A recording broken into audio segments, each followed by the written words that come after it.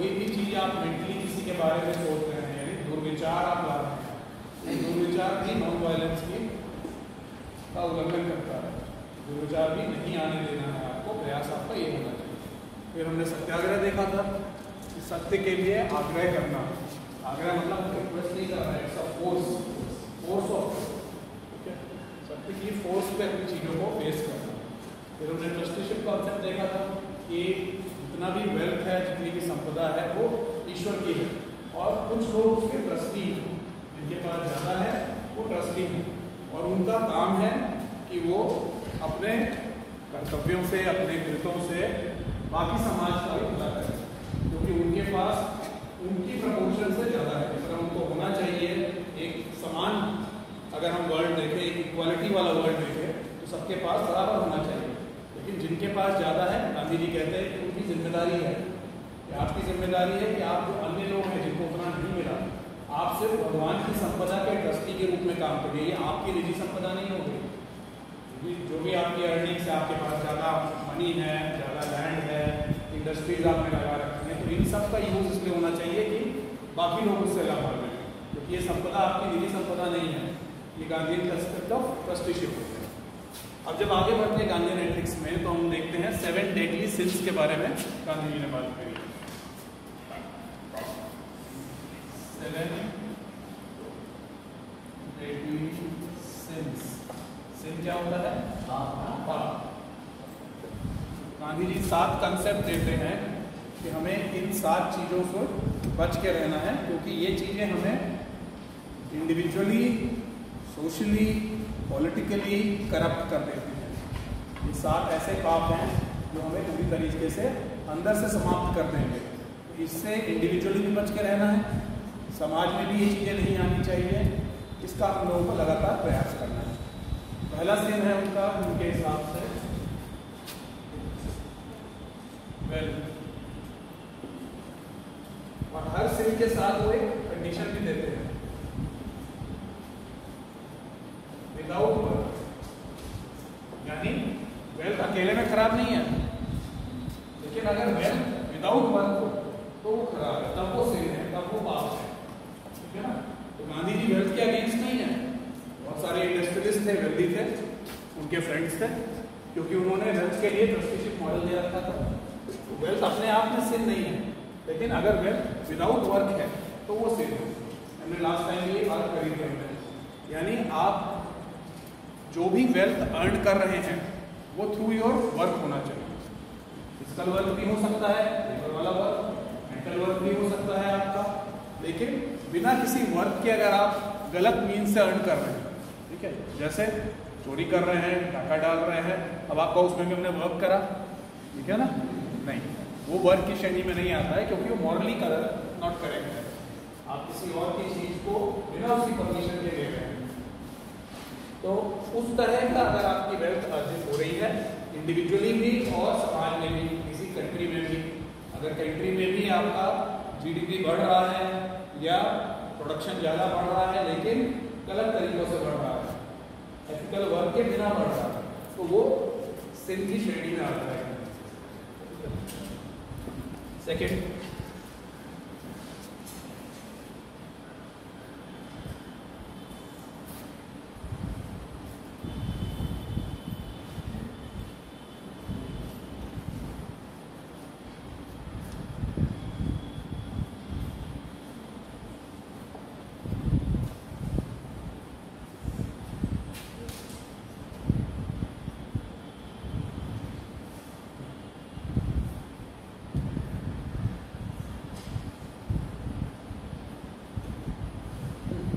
Pleasure without conscious मतलब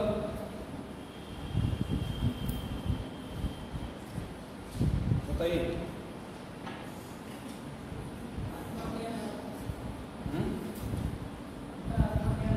आप सभी मित्र एक कार्यक्रम बनाते हैं कि हम किसी पहाड़ी स्थान पे घूमने जाएंगे, हिल स्टेशन पे घूमने जाएंगे।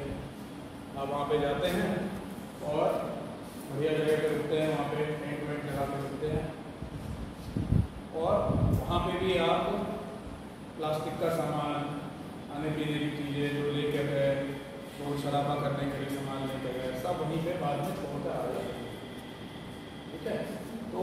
आपकी एक्टिविटी में आनंद तो था, लेकिन क्या अंतरात्मा के हिसाब से सही काम था? नहीं। कि एक तरफ तो हम लोग नेचर की प्रोटेक्शन की बात करते हैं, नेचर अच्छा होना चाहिए, और हम एक ऐसी जगह गए जहाँ पे सब अच्छा था, सब शांत था, ठीक है, वहाँ को भी हम पोल्यूट करके आ गए। प्लास्टिक का सामान छोड़ा है, अपने खाने पीने का सामान छोड़ा है, वहाँ पे रात में हमने नॉइज पोल्यूशन भी करा हमने, वहाँ अगर कोई नदी जा रही है तो उसमें भी हम लोग कचरा डाला है। तो ये क्या है?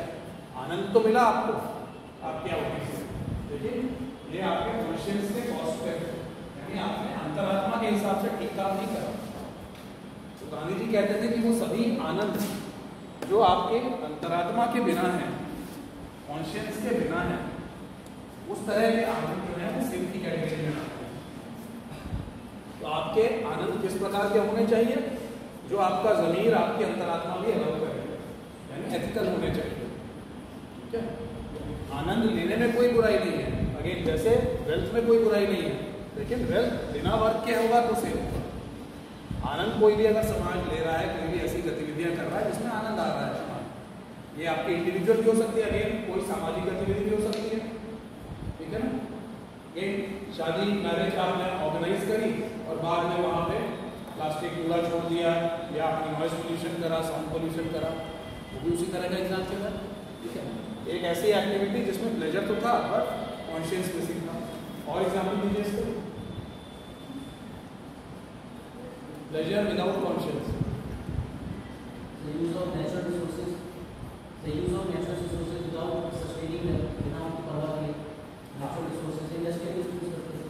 अगर उसका हम जस्टिएबल यूज नहीं कर रहे, मतलब हमारा प्रयास करना चाहिए कि नेचुरल रिसोर्सेज को हम यथासंभव रिप्लेनिश कर सकें, रिसाइक्लेबल तरीके से उसका इस्तेमाल हो। वो नहीं भी हो पा रहा है तो हम उसको इस तरह से करें कि नेचर उसको रिप्लेनिश कर। अब इलीगल माइनिंग इसी में आता है। क्यों आता है? क्योंकि आपको प्लेजर यानी आपकी डेवलपमेंटल एक्टिविटी को वो सपोर्ट कर रहा है, लेकिन विदाउट कॉन्शियस वो इसलिए है क्योंकि वो इलीगल है। अगर वो लीगल होता, हम लोग एक बार बात कर चुके हैं, लीगल में हम लोग उतनी परमिशन देते हैं जितनी नेचर एनवायरनमेंट लॉज के हिसाब से अलाउड होती है, यानी हम लोग नाप तौल के परमिशन देते हैं कि हाँ इतना सैंड या इतनी सिल्ट तो फिर से बन जाएगी, तो इतनी की हम परमिशन दे देते हैं, ठीक। तो अगर आप परमिशन लेके कर रहे हो तो आपकी जो डेवलपमेंटल एक्टिविटी है वो आपकी अंतरात्मा के साथ है, आप नेचर को हार्म नहीं कर रहे। लेकिन अगर आप इलीगल कर रहे हो, यानी आप ज़्यादा निकाल रहे हो, उतने की परमिशन नहीं है, इसका मतलब नेचर उसको उतना नहीं बिल्ड कर पाएगा, आपने उससे ज़्यादा खनन कर लिया, तो वो आपका एक प्लेजर एक्टिविटी है विदाउट कॉन्शियस, ठीक है।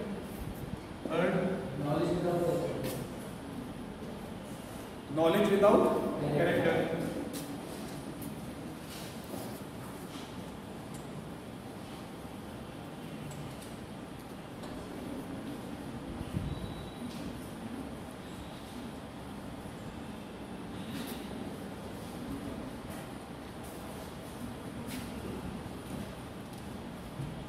और इसी से जुड़ जाता है फिर फोर्थ, कॉमर्स विदाउट मोरालिटी। ये दोनों लिंक हो जाते हैं, इसलिए इनको साथ में देखेंगे।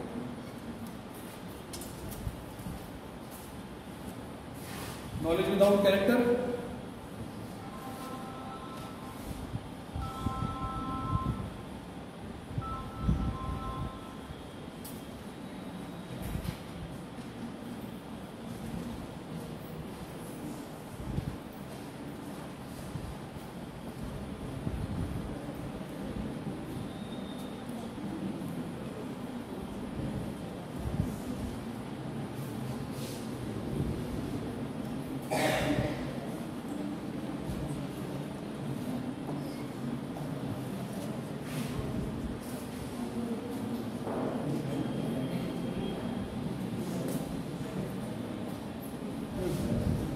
एजुकेशन की बात करते हैं हम लोग। वो एजुकेशन कहते हैं खोखली है जिसमें हम लोग वैल्यूज और कैरेक्टर बिल्ड नहीं कर रहे हैं। बचपन से हम लोग कहते हैं कि बच्चों को सिर्फ पढ़ाना नहीं है, उनको संस्कार देने हैं। तो ये नॉलेज विदाउट कैरेक्टर वही चीज़ है कि आप कितनी भी नॉलेज ले लें, लेकिन अगर आप में संस्कार नहीं है, हम लोग कहते हैं बच्चों को वो चीज़ें सिखाइए। इवन स्कूल्स में भी कैरिकुलम्स में मॉरल साइंस हम लोग पढ़ाते हैं। क्यों पढ़ाते हैं? तो सिर्फ साइंस पढ़ना ठीक नहीं है, साइंस पढ़िए, कॉमर्स पढ़िए, आर्ट्स पढ़िए, लेकिन मॉरल साइंस भी स्टार्टिंग से सिखाया जाता है। उसमें तमाम चीज़ें आ जाती हैं। कैरेक्टर बिल्डिंग में आपको होता है नेचर की कदर करिए, अपने साथ वालों के साथ मिलके रहिए, प्रेम से रहिए, एल्डर्स की रिस्पेक्ट करिए, इस तरह की तमाम चीज़ें जो आपकी कैरेक्टर एजुकेशन के लिए होती है वो नॉलेज। तो गांधी जी का कहना है कि नॉलेज अकेले में सिर्फ नहीं है, पाप नहीं है, लेकिन इस तरह की नॉलेज जिसमें कैरेक्टर ना हो वो पाप है। उससे समाज को भी बचना है और इंडिविजुअल को भी, इंसान को भी बचना है। और उसी को जब हम आगे ले जाते हैं तो गांधी जी कहते हैं कॉमर्स विदाउट मॉरलिटी। ठीक है, क्या मतलब हुआ?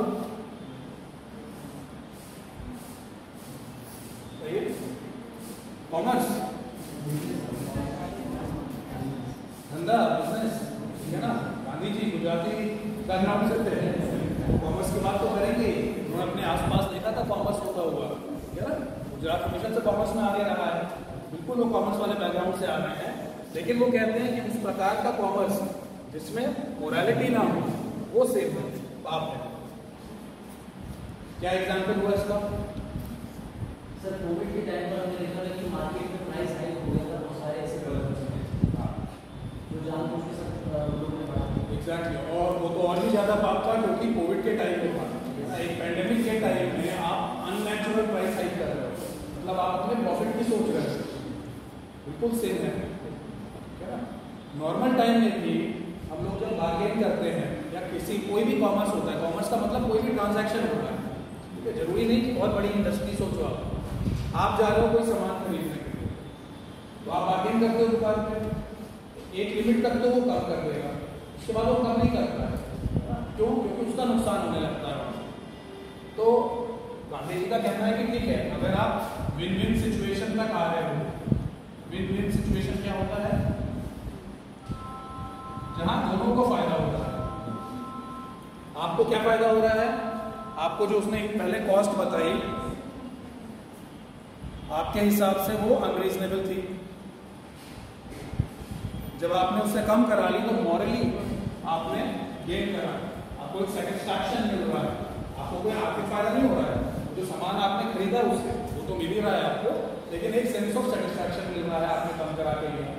उसको क्या फायदा हो रहा है? उसने कम भी करा, लेकिन उसके बाद भी अपना मार्जिन रखता है, ठीक है। तो कभी इतना कम नहीं करेगा कि उसको अपना मार्जिन भी लूज करना पड़े।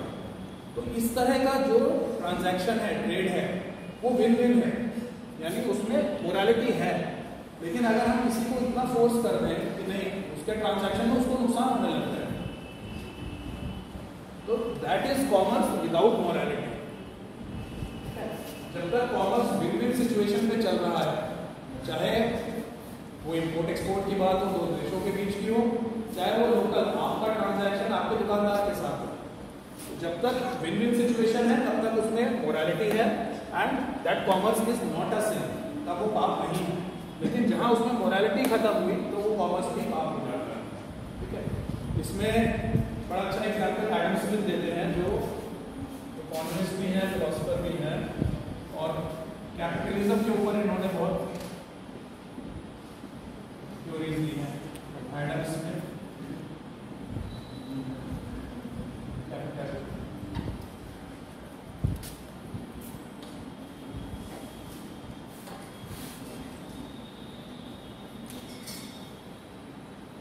एडम स्मिथ कहते हैं कि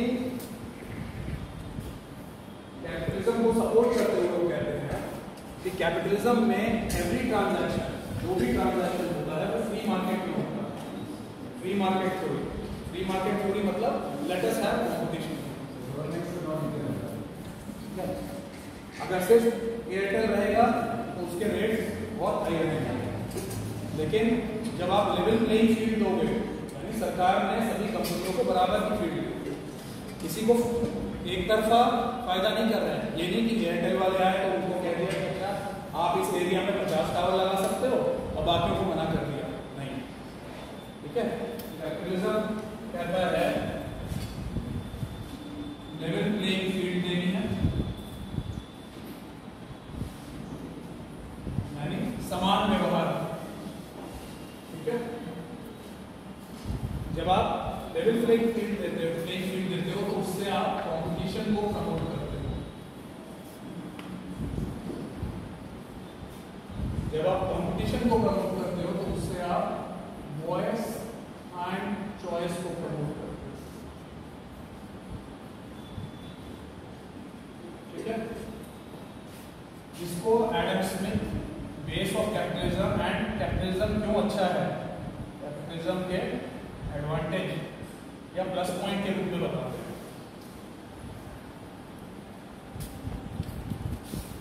तो हम बात कर रहे थे कि एग्जाम्पल ले रहे थे, मान लीजिए टेलीकॉम सेक्टर है एंड आपने बराबर की पॉलिसी दी है, इस एरिया में कोई भी प्राइवेट प्लेयर है वो 2 टावर्स लगा सकता है।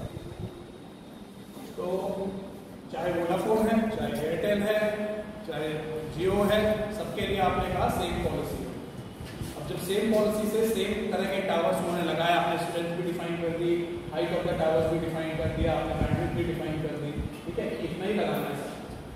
अब जिसकी क्वालिटी सच में अच्छी होगी वो सर्वाइव करेगा। ठीक है, दोनों चीजें क्वालिटी एंड रेट। हो सकता है एयरटेल की रेट ज्यादा हो, लेकिन रेट के साथ साथ उनकी क्वालिटी बाकी दोनों से बहुत बेटर हो, तो लोगों के पास अपने आप कॉम्पिटिशन की वजह से वॉइस एंड चॉइस बढ़ेगा, voice of people and choice by the people.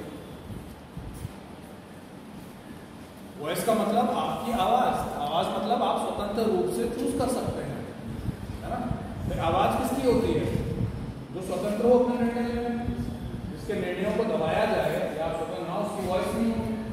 Adam Smith कहते हैं कि वॉइस एंड चॉइस दोनों की रिस्पेक्ट कैपिटलिज्म में होती है, क्योंकि कैपिटलिज्म में गवर्नमेंट इंटरफेयर नहीं करती है, मिनिमम इंटरफेयर करती है। ठीक है, सिर्फ उतना इंटरफेयर करती है जितना एक लेवल प्लेइंग फील्ड या एज अ रेगुलेटर जो जरूरत होती है कि हाँ रेगुलेशन का हम काम करेंगे। रेगुलेशन मतलब कि कोई अनैतिक काम ना करे, कुछ एक हमने नियम और कायदे सेट कर दिए। अब इन नियम और कायदों के अंदर जो भी आगे ऑपरेट करना चाहे वो आ सकता है। ठीक है, हमने एक एविएशन पॉलिसी बना दी। अब इस पॉलिसी के अंदर आप अपनी नई एयरलाइन लॉन्च करना चाहते हो, आप कर लीजिए, लेकिन आपको ये 5-6 पॉइंट्स मानने होंगे। ठीक है, तो कैपिटलिज्म में हर चीज की जिम्मेदारी सरकार नहीं लेती है कि सिर्फ हम एयर इंडिया चलाएंगे और किसी को नहीं उड़ने देंगे। ठीक है, अगर ऐसा हो जाता तो लोगों के लिए वॉइस और चॉइस खत्म हो जाती।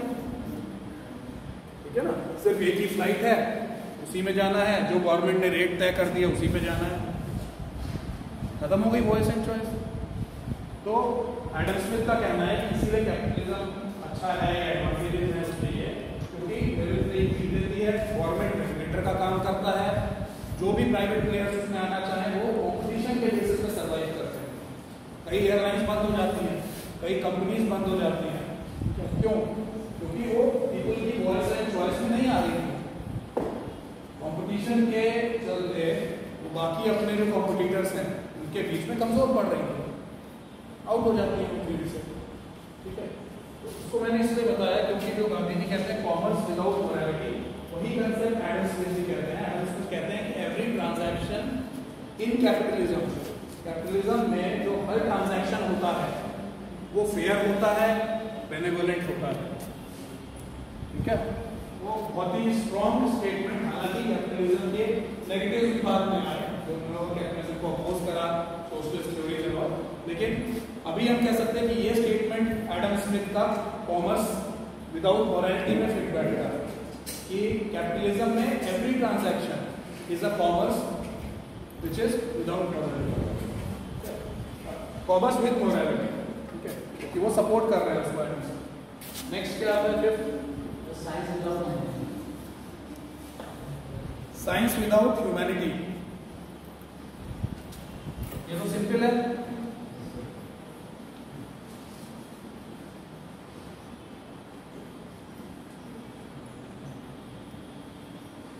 गांधी जी कहते हैं कि उस तरह की साइंस का कोई फायदा नहीं, वो पाप के समान है जिसमें आप खूब पैसा लगा रहे हो, अपने जीडीपी का बहुत हिस्सा लगा रहे हो, लेकिन वो ह्यूमैनिटी को रिसर्च कर रहा है, तो आपका वो विज्ञान किस काम का? और ऐसा हमोवश होता भी नहीं है। हम देखते हैं हमारे जितने भी साइंटिफिक रिसर्चेस हैं जिनमें मिलियंस बिलियंस लग रहे हैं, उनका कोई ना कोई ह्यूमन पर्पस होता है।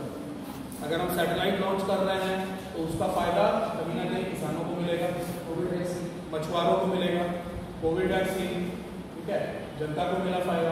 कितनी रिसर्च हुई उसमें, रिसर्च के लिए आपको मिलियंस का इन्वेस्टमेंट करना पड़ता है, फैक्ट्री सेटअप करनी पड़ती है, लैब सेटअप करना पड़ता है। तो साइंस वही यूजफुल है जो ह्यूमैनिटी से जुड़ी है, मानवता के आगे बढ़ाने के लिए, मानवता के मूल्यों सिद्धांतों से जुड़ी हुई मानवता को फायदा कर रही है। 6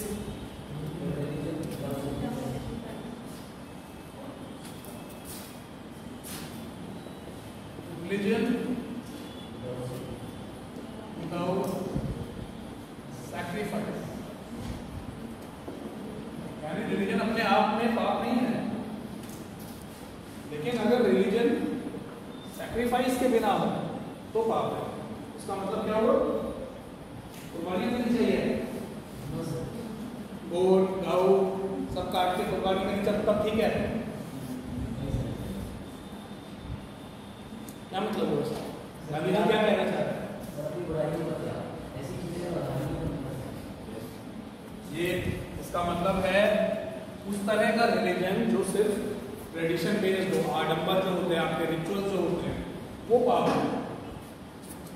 रिलीजन अगर ऐसा है जिसमें सैक्रिफाइस नहीं है, सैक्रिफाइस का मतलब हर रिलीजन हमें सिखाता है कि हम अपने पापों का त्याग करें, हम अपनी बुराइयों का त्याग करें, हम अंदर से बेहतर इंसान बने। तो वो रिलीजन बेकार है जो हमें सैक्रिफाइस नहीं सिखाता। यानी इसमें रिलीजन को हमें समझना है उस तरह की चीजें जो किसी धर्म से जुड़ी हुई हैं, यानी मंदिर जाना, कलावा बांधना, टीका करना, पूजा करना, जितने रिचुअल्स हैं वो रिचुअल्स गांधी जी कहते हैं पाप हैं अगर वो सैक्रिफाइस के बिना, सैक्रिफाइस मतलब आपकी जो बुराइयां हैं आप उसको नहीं त्याग रहे हो, लेकिन आप ये बाकी सारे काम कर रहे हो, कोई फायदा नहीं, वो एक पाप के समान, सिन के समान, ठीक है। तो सैक्रिफाइस का सीधा सा इसमें यहाँ पे मतलब है अपने अंदर की बुराइयों को त्याग। हर रिलीजन बेसिक यही सिखाता है। पिछले 2 क्लासेस में हम लोगों ने काफी सारे रिलीजन्स देखे डिटेल। हर रिलीजन के मूल में यही होता है कि हम कैसे बेहतर इंसान बने, अपनी बुराइयों को त्यागे। हमारे अंदर ग्रीड है, एंगर है, लस्ट है, एनवी है, जेलसी है, ये सारी बुराइयां हैं, इनको हमें खत्म करना, ठीक है। तो रिलीजन पाप तब है अगर वो बिना इनके सैक्रिफाइस के। लास्ट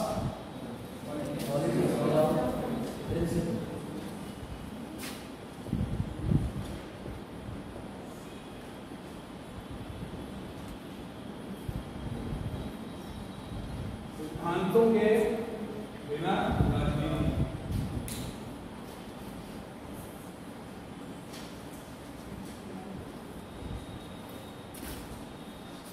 ये तो अगेन जैसे मैंने पहली लाइन कही थी, गांधीज़म जब लोगों ने शुरू करा था, गांधी जी की लाइफ इज द मैसेज। उनकी लाइफ में कितने एग्जाम्पल इसके दिखते हैं कि सिद्धांत जो थे वो उनके लिए सबसे ऊपर रहते थे, ठीक है। वो कभी भी एंड को नहीं देखते थे, मीन्स पे फोकस करते थे, और जो व्यक्ति मीन्स पे फोकस करेगा वो सिद्धांतवादी होगा, ठीक है। मैंने पिछली क्लास में आपको बताया था कि जो गांधी हिटलर डिबेट है या मीन्स एंड डिबेट है, वो हमें एक सोचने का नजरिया देती है, क्या सही है क्या गलत है आपको चुनना है, ठीक है। कुछ लोग एंड ओरिएंटेड होते हैं, लक्ष्य मिलना चाहिए, किसी भी तरीके से मिले, किसी भी तरीके से हमें लक्ष्य चाहिए। कुछ लोग मीन्स ओरिएंटेड होते हैं, नहीं हमारा रास्ता सही होना चाहिए, उसके बाद जो लक्ष्य मिलेगा वो ठीक है। तो पॉलिटिक्स विदाउट प्रिंसिपल भी उसी बात को कहती है कि हमारी पॉलिटिक्स या हमारा तरीका, हमारा समाज के संचालन का पॉलिटिक्स क्या है, एक तरीका है जिससे आप लोगों को प्रभावित करते हो, उनके लिए काम करते हो, उनके लिए पॉलिसीज लाते हो, उनको लाभान्वित करते हो। तो ये सारे तरीके सिद्धांतों पे बेस्ड होने चाहिए, सिर्फ सत्ता के लिए पॉलिटिक्स नहीं होनी चाहिए। गांधी जी का कहना था कि आप चेयर ऑक्यूपाई करने के लिए पॉलिटिक्स नहीं करेंगे, आपके रास्ते, आपके तरीके सही होने चाहिए। अगर प्रेजेंट कंटेक्स्ट में इसको देखें तो आपके मैनिफेस्टो में जो आपने बातें कही हैं, जो आमतौर पे सिद्धांतों से जुड़ी होती है, हम लोग देखते हैं तमाम पॉलिटिकल पार्टीज अपने मैनिफेस्टो जारी करती हैं, किसानों के लिए, गरीबों के लिए, बेघरों के लिए, बच्चों के लिए, महिलाओं के लिए क्या करेंगे, वो वैल्यू के हिसाब से होती है। तो हमारी पॉलिटिक्स का संचालन, यानी हमारे बाद में जब हम पार्टी पावर में आ जाते हैं, तो अगर हम इन्हीं सिद्धांतों पे चल रहे हैं तो हम इस प्रिंसिपल के साथ हैं। लेकिन अगर हम सिद्धांतों में तो हमने कुछ और डिक्लेयर करा और इसको हमने सिर्फ यूज करा पावर पाने के लिए, सीट पाने के लिए, और उसके बाद हम कुछ और कर रहे हैं, तो वो हो जाती है पॉलिटिक्स विदाउट प्रिंसिपल। आपने प्रिंसिपल कुछ और बताया, प्रॉमिस कुछ और करा, जो प्रिंसिपल बताए वो तो सिद्धांत वाले थे, ठीक है, कि हम गरीब सबसे आखिरी व्यक्ति को समाज के ऐसा करेंगे, जो विधवा हैं उनको पेंशन देंगे, जितने बेघर हैं उनके लिए घर बना देंगे, ये सब सिद्धांत वाली बातें करी आपने। लेकिन एक बार आप पावर में आ रहे तो आप एक भूल गए, तो वो हो जाएगा पॉलिटिक्स विदाउट प्रिंसिपल, ठीक है। फिर आप जितने काम कर रहे हो आपने इनको वादों को साइड में रख दिया, वो गलत है। तो ये 7 सिंस हैं गांधी जी कहते हैं, और हर सिंह एक कंडीशन के साथ है, ठीक है। तो रिलीजन बुरा नहीं है, लेकिन अगर वो रिलीजन सिर्फ बाह्य आडंबर तक सीमित है, सिर्फ रिचुअल्स तक सीमित है, तो वो बुरा है। उसमें सैक्रिफाइस यानी आपके अंदर की बुराइयों का त्याग आना चाहिए, तब ठीक है। पॉलिटिक्स अपने आप में बुरी नहीं है, लेकिन अगर उस पॉलिटिक्स में सिद्धांत नहीं है तो वो बुरी है। धन अपने आप में बुरा नहीं है, पर अगर वो धन बिना काम के अर्जित करा जाए तो वो बुरा है। प्लेजर, आनंद अपने आप में बुरा नहीं है, मनुष्य को आनंद लेना चाहिए, लेकिन वो आपके अंतरात्मा से जुड़ा होना चाहिए। आप ऐसे काम करके आनंद मत लो जो आपके अंतरात्मा से ना जुड़े।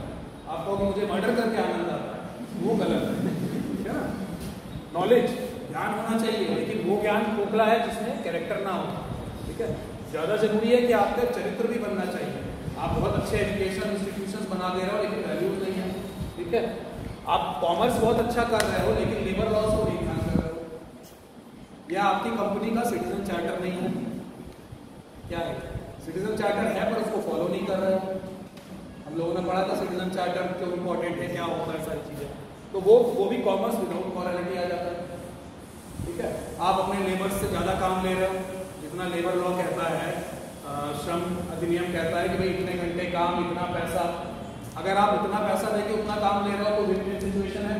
जो मैंने कहा था, लेबर भी खुश है, उसको पता है कि हाँ ये कानून हमें कहता है इतना पैसा दो, इतना काम दो। वो भी इसी का एग्जाम्पल है, कॉमर्स विदाउट मॉरलिटी, ठीक। साइंस विदाउट ह्यूमैनिटी, कोई भी विज्ञान का हम लोग काम कर रहे हैं तो हमें अंत पर्पस पता होना चाहिए कि इसका एप्लीकेशन कैसे होगा, समाज में इसको किस तरीके से लगेगा। तो ये गांधी जी के 7 सेंस थे, और इसको हम लोग प्रैक्टिकली भी कई चीज़ों में अप्लाई कर सकते हैं। अगेन, हर थ्योरिस्ट या हर थ्योरी में आपको कितना ग्रहण करना है ये आपके ऊपर होता है, ठीक है ना। क्योंकि हर थ्योरिस्ट है तो उसके ओपोनेंट्स भी हैं।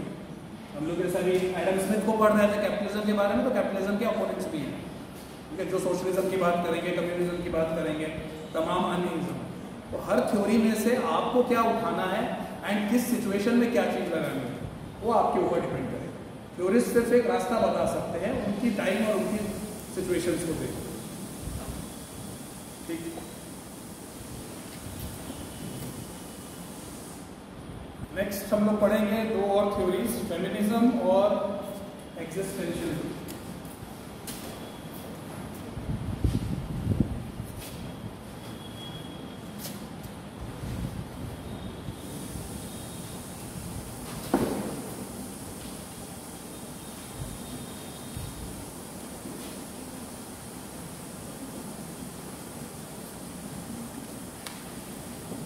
बहुत सुना हुआ वर्ड है,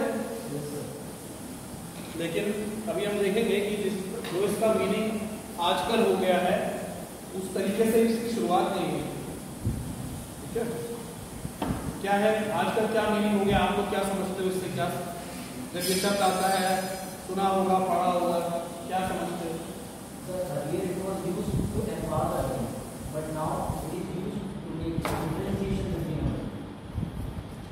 अर्लियर एम्पायर और अब आपसे डिफरेंशिएशन को लेकर के, आगे अपने राइट्स को लेकर के वो प्रोसेसिंग भी शो करती है। इंडिया डिफरेंशिएट करो, इंडिया मतलब से क्लेम करती है extra ordinary rights, extra ordinary rights. और बताएं,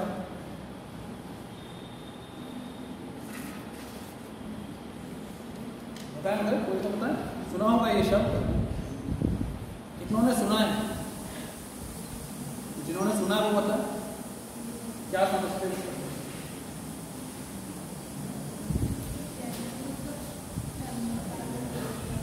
जेंडर के ऊपर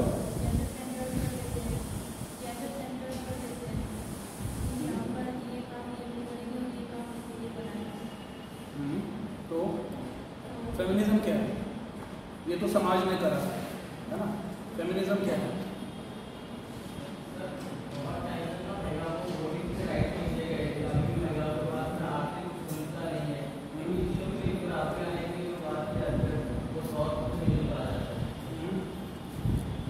तो वो फेमिनिज्म है।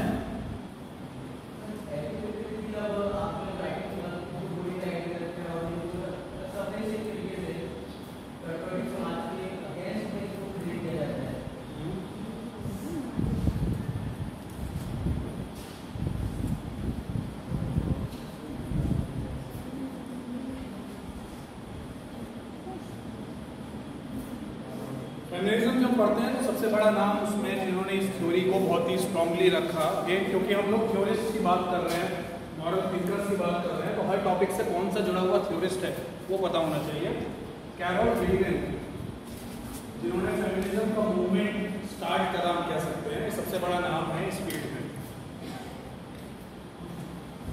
कैरोल गिलिगन का ये कहना था कि उनके पहले तक या ट्रेडिशनली पारंपरिक रूप से जो भी थ्योरीज आती थी एथिक्स की, ठीक है, चाहे वो प्लेटो ने दी हो, एरिस्टोटल ने दी हो, उनने बहुत सारी थ्योरीज अभी तक पढ़ी है।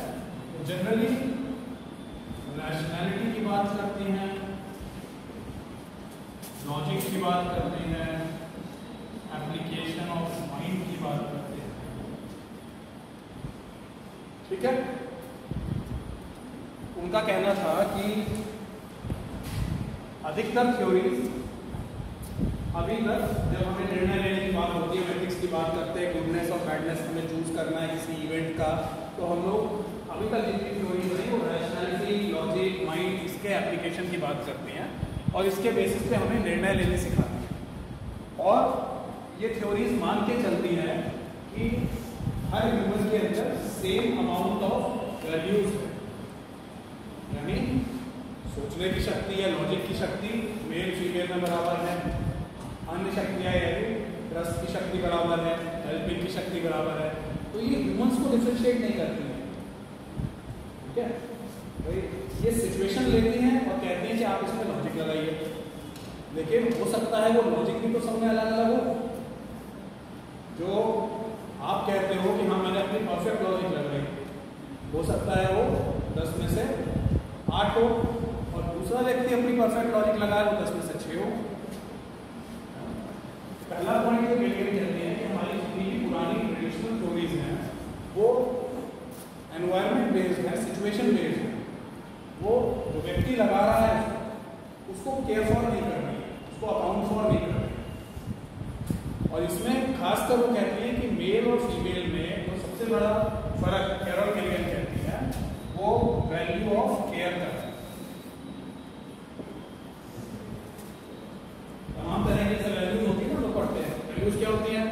ट्रूथ, ऑनेस्टी, केयर, है ना, देन जस्टिस, तमाम तरह के जिनको हम मूल्य सिद्धांत हैं। गिलिगन का मानना था कि एक बहुत बड़ी वैल्यू होती है केयर, और ये केयर वाली वैल्यू फीमेल्स में ज़्यादा होती है।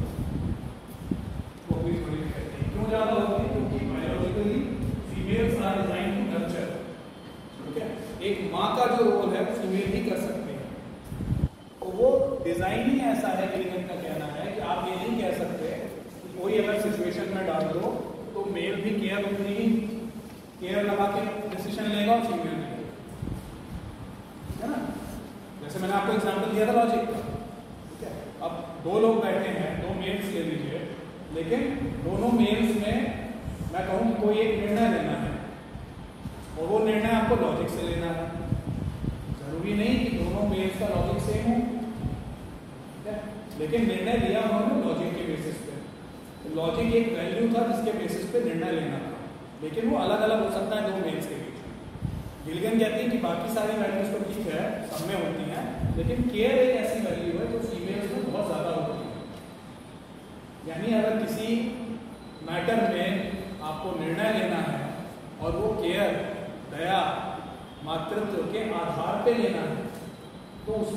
मेल्स नहीं ले पाएंगे गिलगन को। ठीक है, यहाँ से फेमिनिज्म की शुरुआत हुई कि जब हम किसी भी सिचुएशन की बात करते हैं, और कई सिचुएशन लाइफ में ऐसी होती हैं जहाँ पे केयर एम्पैथी की इंपॉर्टेंस ज़्यादा होती है, आप सिर्फ लॉजिक के बेसिस पे नहीं ले सकते हो। ठीक है, हम लोगों ने ये चीज़ आमतौर पे घरों में भी देखी है, अपने घरों में भी हमारे फादर जो निर्णय लेंगे और जो मदर निर्णय लेंगी उसमें कई बार केयर वाला एलिमेंट का फर्क होता है ना। तो उसी चीज को पहली बार कैरोल गिलिगन ने बोला कि हम ये नहीं कह सकते कि कोई एक सिचुएशन है और उसमें एथिक्स क्या कहता है, गुड और बैड के बीच में फर्क करना। यही तो एथिक्स था, जो एथिक्स की डेफिनेशन पढ़ रहे थे। किसी इवेंट में, किसी पीपल में 3-4 चीजें मैंने बताई कि उनमें गुडनेस है या बैडनेस है ये देखना। पर गुडनेस या बैडनेस देखने में गिलिगन का कहना है कि केयर वाला एक एलिमेंट बहुत इंपॉर्टेंट है, और वो तभी आएगा जब हम फीमेल एलिमेंट को इंपॉर्टेंस देंगे। हम ये ध्यान रखेंगे कि सारी निर्णय, और इसी निर्णय का मतलब हम पॉलिसीज भी जब बनाएंगे, हम जब रूल्स बनाएं, हम कोई भी एक्ट बनाए या कोई पॉलिसी बनाए, उसमें हमें इसका ध्यान रखना चाहिए कि अगर केयर इन्वॉल्व है तो फीमेल्स को प्राथमिकता मिलनी चाहिए, क्योंकि वो निर्णय फीमेल्स बेटर ले पाएंगे। ठीक है, यहाँ से इसकी शुरुआत हुई फेमिनिज्म की। एक दो और इसमें जरूरी थ्योरिस्ट जो थे उनके नाम नोट कर सकते हो आप लोग। कैथरीन बीकर,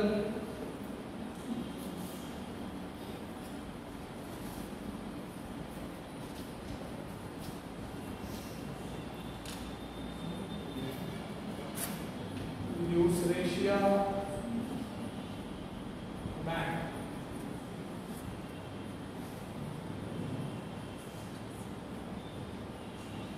कैथरीन बीकर और ल्यूसरेशिया मैन।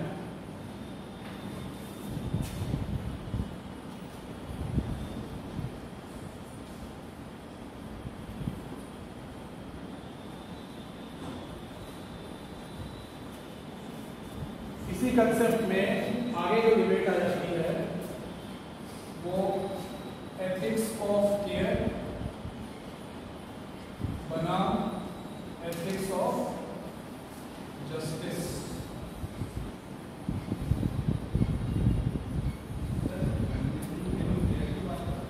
शुरुआत कहाँ से हुई?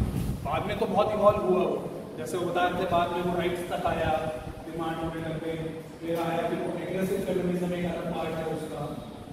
तो हमें ये समझना जरूरी है कि मॉरल थिंकर्स की जो हम बात कर रहे हैं, थिंकिंग में उसका बेसिस क्या है, एथिक्स में उसका बेसिस क्या है। एथिक्स में बेसिस यही है कि किसी भी सिचुएशन में पहले ट्रेडिशनल थ्योरी जो थी वो सिर्फ डिसीजन रैशनैलिटी, लॉजिक के बेसिस पे लेना सिखाती, लेकिन फेमिनिज्म ने पहली बार ये बात करी कि नहीं, सिर्फ रैशनैलिटी और लॉजिक जरूरी नहीं है, सिचुएशन में पर्सन के ऊपर भी डिपेंड करेगा। पहली बात तो कि पर्सन की वैल्यूज देखो, पहले ये सिखाया जाता था पुरानी थ्योरीज में कि एनवायरनमेंट हो गया, लेकिन पर्सन को भी देखो, उस पर्सन के अंदर वो वैल्यूज किस तरीके से। और जब पर्सन की हम बात करते हैं तो ये कहते हैं कि मेल और फीमेल में अगर हम देखें तो केयर एक ऐसी वैल्यू है जो बहुत फर्क है।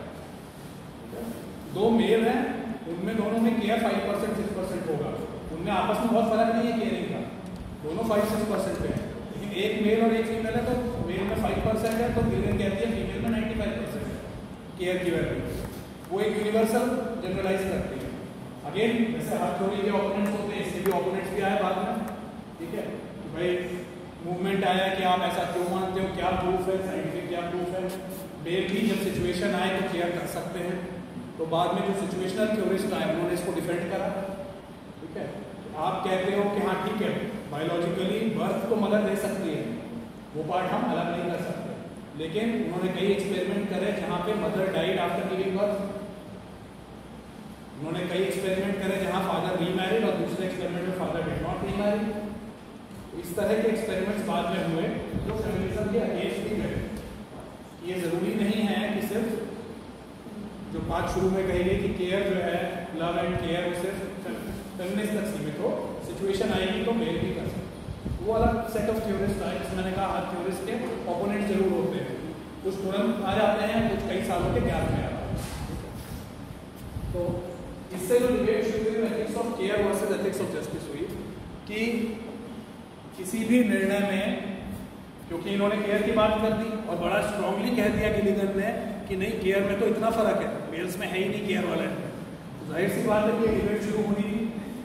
ठीक है, डिबेट ये शुरू हुई कि एथिक्स में जस्टिस इंपॉर्टेंट है या केयर इंपॉर्टेंट है।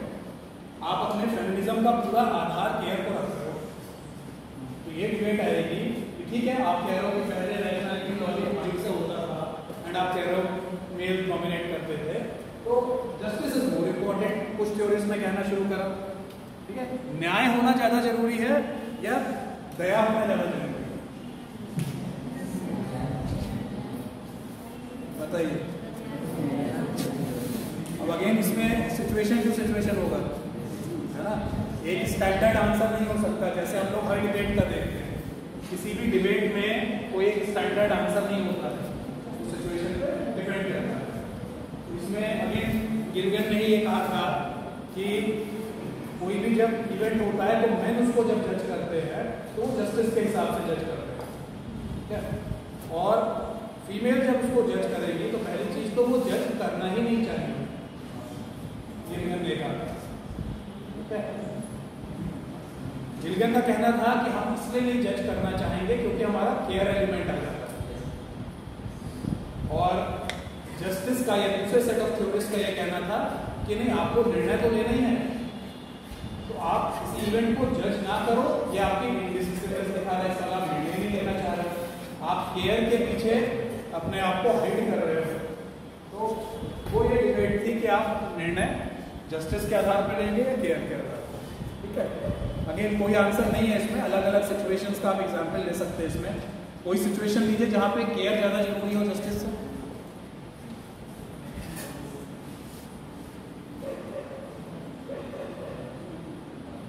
बताइए।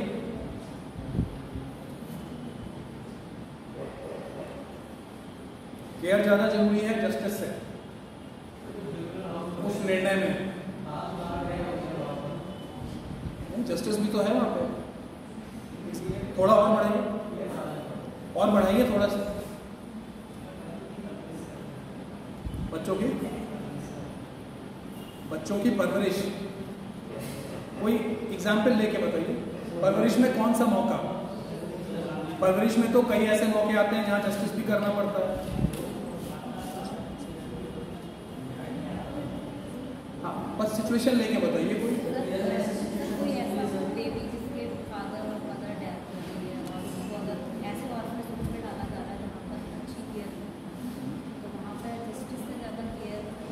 नहीं, जस्टिस था तभी तो उसको स्कूल में डाला गया। नहीं सर, डाला गया नहीं, डाला जाना है। डाला जाना है। स्कूल अच्छा नहीं है, तो जस्टिस ये है कि उसे ऑर्फन में डाला जाए, और केयर ये है कि वो ऑर्फन स्कूल अच्छा नहीं है। तो एक ये भी हो सकता है कि कोई ऐसे मदर फादर जिनका बेबी नहीं है, तो एज अ केयर मतलब टेक केयर उनको दे दिया जाए वो बेबी, वो केयर ज़्यादा बेस्ट होगी। आपका कहना है, आपने जो एग्जाम्पल लिया कि एक अनाथ बच्चा है उसको अनाथालय भेजना ज्यादा जरूरी है या स्कूल भेजना? नहीं सर, ये तो हुआ स्कूल नहीं सर, अनाथालय भेजा जा रहा है, उसके मदर फादर नहीं है, लेकिन जस्टिस तो यही कहता है कि उसे ऑर्फन में भेजा जाए क्योंकि मदर फादर नहीं है।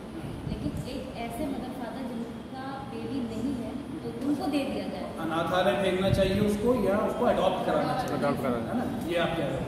तो आपका जस्टिस आप कहोगे ये कहेगा कि उसको अनाथालय भेजिए, नहीं, अब तो अडॉप्शन पॉलिसी भी है, जस्टिस कहता है कि नहीं अडॉप्ट भी करा सकते हो। तो लेकिन पहले तो जैसे कोई नहीं है, सिचुएशन ऐसी आप वो वाली सिचुएशन ले लो जब वो अडॉप्शन पॉलिसी नहीं थी। नहीं सर, वहाँ पर ऐसा कोई नहीं है जो अभी उनको लेने के लिए एग्री है, तो वहाँ पर ये है कि उनको पहले मदर फादर को दिया जाए, वहाँ ना भेजा जाए। ओके, ठीक है, थोड़ा सा इसको राइटिंग के टाइम पे आप जस्टिफाई कर सकते हो, कहीं कहीं हो वहीं पे हो। हाँ और अगर वो प्रेग्नेंट है तो उसकी सर पनिशमेंट जो उसे लाइफ इम्प्रिजनमेंट से कन्वर्ट किया जा सकता है, ऐसा एग्जाम्पल है। और बताएं, दूसरा एग्जाम्पल बताएं जहाँ पे जस्टिस मोर इम्पोर्टेंट हो केयर से। ये तो हो गया केयर इम्पोर्टेंट थी, ठीक है, इसलिए आपने करा, आपने भी जो दिया उसमें केयर इम्पोर्टेंट थी इसलिए उसको पेरेंट्स के पास जो अडॉप्ट कराना चाहते हैं उनके पास भेजा। कई बार हम लोग यूथनेसिया पढ़ रहे थे, सिचुएशन ऐसी होती है जिसमें जस्टिस यानी लॉजिक के हिसाब से आप डिसीजन लोगे। आपका मंथली बिल आ रहा है, आपकी ग्रैंड मदर है मान लीजिए, दादी माँ, ठीक है, वो ब्रेन डेड हो गई है, हॉस्पिटल में है, ब्रेन डेड है, वेजिटेटिव स्टेट जिसे कहते हैं, कुछ उनको समझ में नहीं आता, सुन नहीं आता, ठीक है, एंड अस्पताल का हर महीने का खर्चा 1.5 लाख आ रहा है, ठीक। अब लॉजिक, रैशनैलिटी, माइंड आपको क्या कहेगा? Let us pull the plug, है ना भाई, ना वो सुन पा रही है, समझ पा रही है, हाँ वो सांस ले रही है, लेकिन केयर आपको क्या करेगी? नहीं, आपका एक अटैचमेंट है, ठीक है ना। हम लोग कहीं से भी करने की कोशिश करेंगे, लेकिन इतने अमाउंट का जुगाड़ करेंगे, कुछ भी करेंगे, बट ठीक है। तो ये इसका एग्जाम्पल होगा, जहाँ हो सकता है। अगेन सब परिवार अलग अलग होते हैं, ठीक है। अगर आप ये निर्णय लेते हो कि नहीं, हम कहीं से भी करके जब तक इनकी नेचुरली सांसें नहीं बंद होती हैं, हम इनको मेंटेन करेंगे, इसका मतलब आप केयर के फेवर में जा रहे हैं। गिलिगन कहेंगी कि ये डिसीजन सिर्फ वो परिवार ले सकता है जिसमें महिलाएं हैं, क्या गिलिगन के हिसाब से। लेकिन गिलिगन को जो अपोज करते हैं लोग, वो कहेंगे नहीं, पुरुष प्रधान परिवार भी ऐसा निर्णय ले सकता है। दूसरा एग्जाम्पल लीजिए जहाँ पे जस्टिस इंपॉर्टेंट, जस्टिस को आपने वैल्यू दिया केयर की जगह, एक तो इसी में हो सकता है ना, हो सकता है इसी में आप निर्णय लो, पूरा परिवार मिलकर निर्णय है कि नहीं ये बहुत ज़्यादा एक्सपेंडिचर है और कोई फायदा नहीं, अब ना वो हमें समझ पा रही है ना हमें समझ पा रहे हैं, उनका रहना ना रहना बराबर है, तो अब हम उनको यूथनेसिया में डॉक्टर को बोल देते हैं कि उनके हटा लें, सपोर्ट सिस्टम हटा लें। तो आपने रैशनैलिटी, लॉजिक, माइंड का यूज करा केयर के ऊपर, आप जस्टिस के ऊपर है केयर के कंपैरिजन। एक तो ये एग्जाम्पल हो गया, और एग्जाम्पल ले जहाँ पे केयर को कम करके आपने जस्टिस को प्राथमिकता दी, right to abortion.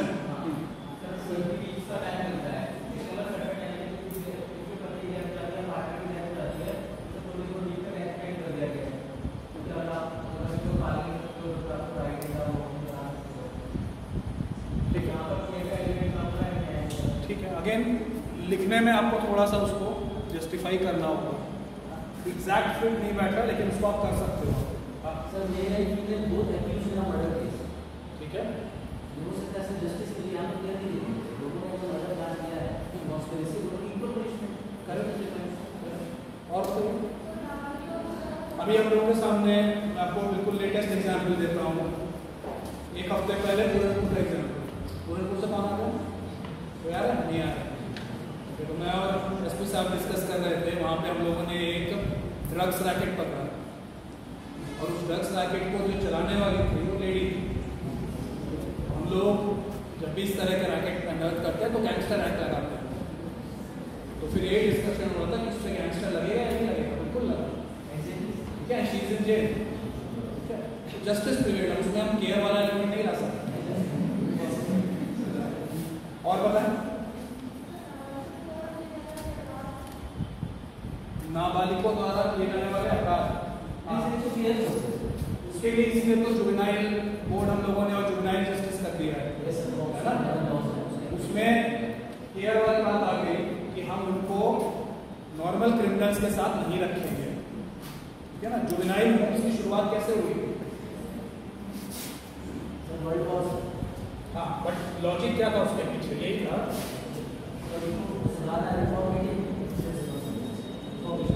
Juvenile act और juvenile Holmes.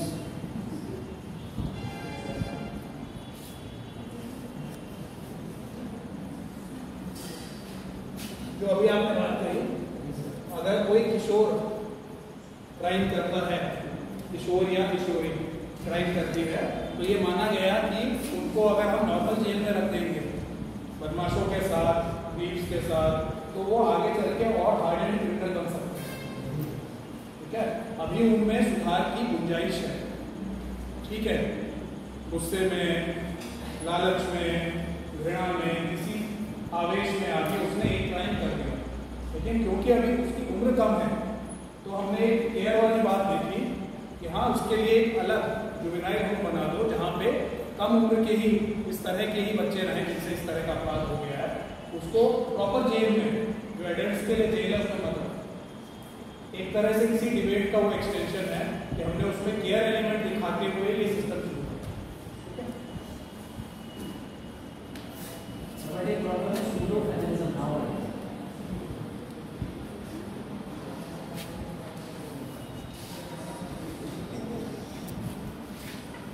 Ethics and moral thinkers पढ़ेंगे, कंटेम्पररी टॉपिक्स में अभी नहीं जाएंगे।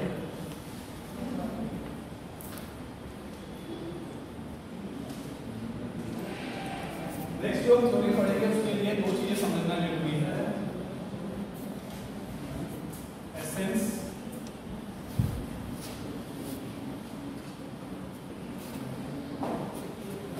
एग्जिस्टेंस।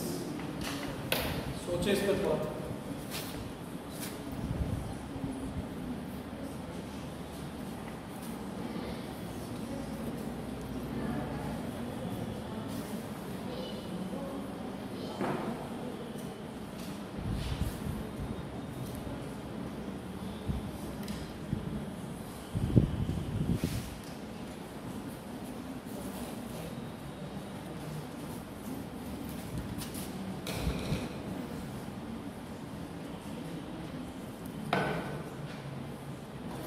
बताइए क्या सोचा?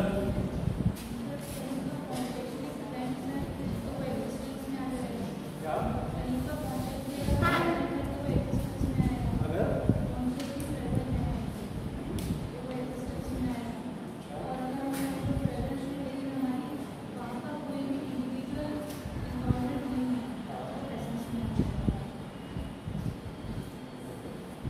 और बताइए क्या समझते हैं इन दो शब्दों से?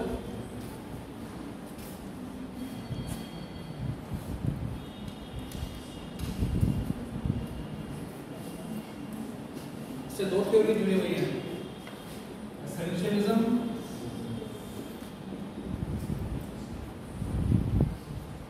And existentialism.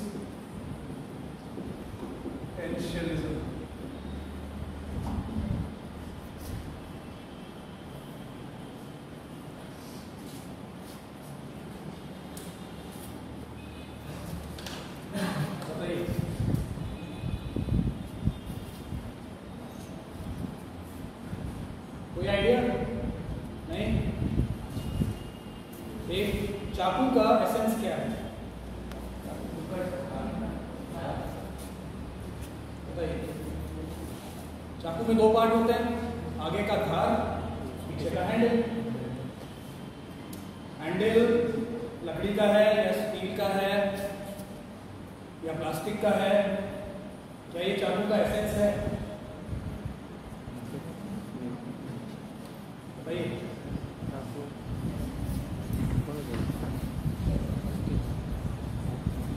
है या नहीं है?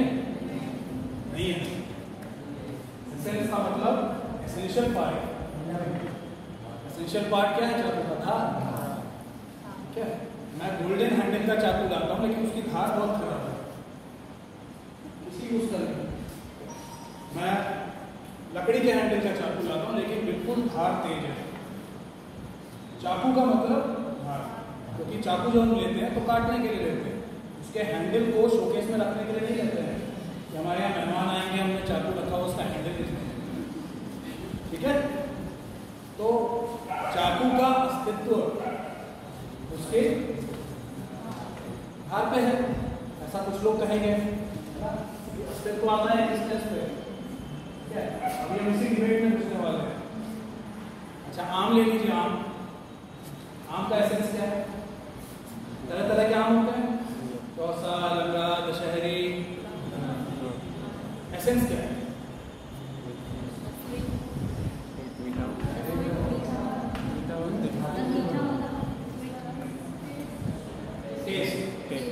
टेस्ट है ना एसेंस, या उसका लुक उसका एसेंस है? लुक भी अलग अलग होता है ना, इन सबका लुक भी अलग होता है। तो क्या हम चौसा को चौसा उसके लुक की वजह से मानते हैं या टेस्ट की वजह से? टेस्ट की वजह से। तो अब समझ गया एसेंस क्या हुआ, यानी और इसी चीज को इंसान पे लगा दिया। एक चीज की तमाम क्वालिटी हो सकती है, जैसे सुनहरा हैंडल है ना, डिजाइनर हैंडल, धारदार नोक, इन तमाम क्वालिटीज में से एसेंस क्या हुआ, धारदार हुआ। आम ले लीजिए है ना, साइज, कलर, उस पर कितने निशान है, कितने बड़े पेड़ से आया है, ये सब उसकी क्वालिटीज हैं। क्वालिटीज तो ये भी हैं, लेकिन एसेंस क्या है, टेस्ट। क्योंकि हम टेस्ट के आधार पर ही उसको एक से दूसरे से भिन्न करेंगे, एक वैरायटी को दूसरे से भिन्न। तो ये हुआ एसेंस। प्लेटो का कहना था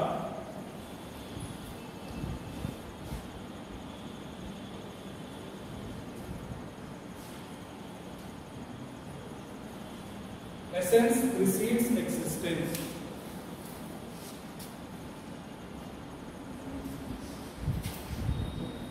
यानी किसी भी चीज का एसेंस पहले आता है, फिर उसका एग्जिस्टेंस आता है। हम किसी भी चीज के बारे में सोचते हैं तो प्लेटो कहते हैं, अगेन जैसे मैंने कहा दोनों थ्योरिस्ट में, अभी हम दोनों पढ़ेंगे। ये प्लेटो का है,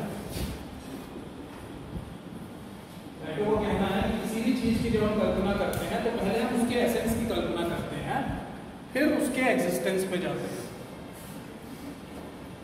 मैंने दशहरी बोला तो पहले आपके मुंह में उसका टेस्ट आएगा, फिर आप उसका कहाँ से आया, कैसे आया, कितना बड़ा था, कितना छोटा था, कौन लाया था, पैकेट में लाया है, कहाँ से लाया, उसके एग्जिस्टेंस, उसके अस्तित्व की ओर जाएंगे। ऐसा प्लेटो का मानना। ठीक है, इंसान के केस में कैसे होगा ये? प्लेटो को जब बताया जाएगा कि बनारस के शुक्ला टोला में एक बच्चा पैदा होने वाला है, ठीक है, ब्राह्मण परिवार में, तो प्लेटो क्या कहेंगे? बच्चा अभी हुआ नहीं है, होने वाला है, उनको परिवार के बारे में बताया गया, महंत परिवार है, ठीक है, ज्ञानी है, उनके यहाँ एक बच्चा आने वाला है, परिवार में ये स्थिति है, घाट के पास रहते हैं। अब अभी एग्जिस्टेंस नहीं आया है, लेकिन प्लेटो कहेंगे ये जो आने वाला है, ये व्यक्ति है, ये विद्वान होगा, ब्राह्मण कुल में है, इसका लंबा चौड़े कद का होगा, इस तरह से होगा, पूजा पाठ करेगा, ठीक है। आपने तमाम एसेंस प्रेडिक्ट कर दिए उसको, ठीक है। दूसरा उदाहरण ले लीजिए, अफ्रीका के एक देश में जहाँ पे क्रिमिनल ट्राइब्स रहती हैं, उन ट्राइब्स में एक बच्चे का जन्म होने वाला है। प्लेटो को जब ये बताया जाएगा तो प्लेटो पहले से कहेंगे कि हाँ वो डार्क इन कलर होगा, शॉर्ट इन हाइट होगा, वो आगे चल के ये चोरी करेगा, क्रिमिनल बनेगा, और इस तरीके से उसके कैरेक्टर के कई चीजें वो बता देंगे। यानी एग्जिस्टेंस के आने से पहले ही एसेंस डिफाइन हो जाता है, नॉन लिविंग थिंग्स में भी और लिविंग थिंग्स में भी। इसकी जो ऑपोजिट थ्योरी है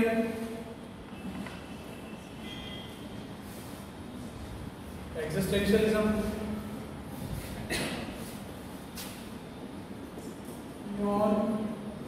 पॉल सार्ट्रे।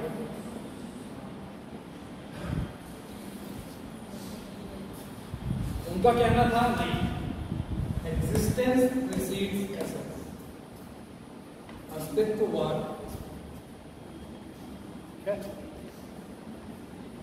क्या मतलब है इसका?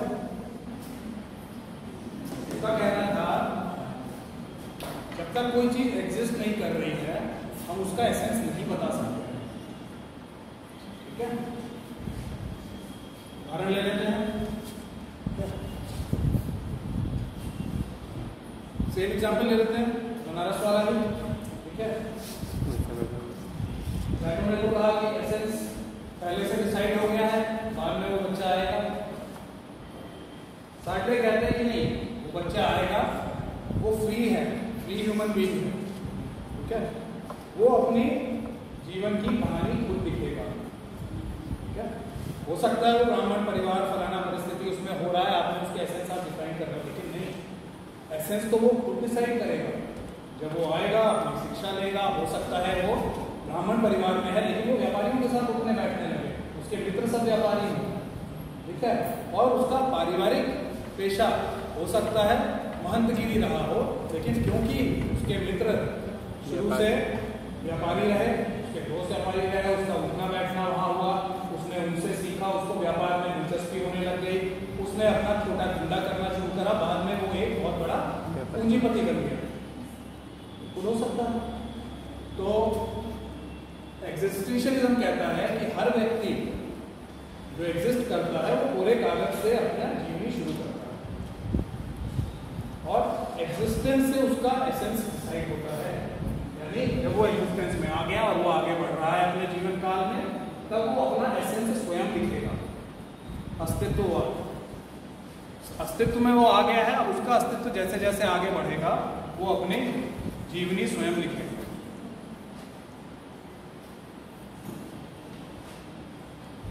इसमें कुछ और फिलोसोफर्स के नाम एग्जिस्टेंशियलिज्म में जानने जरूरी है, जैसे कॉफमैन,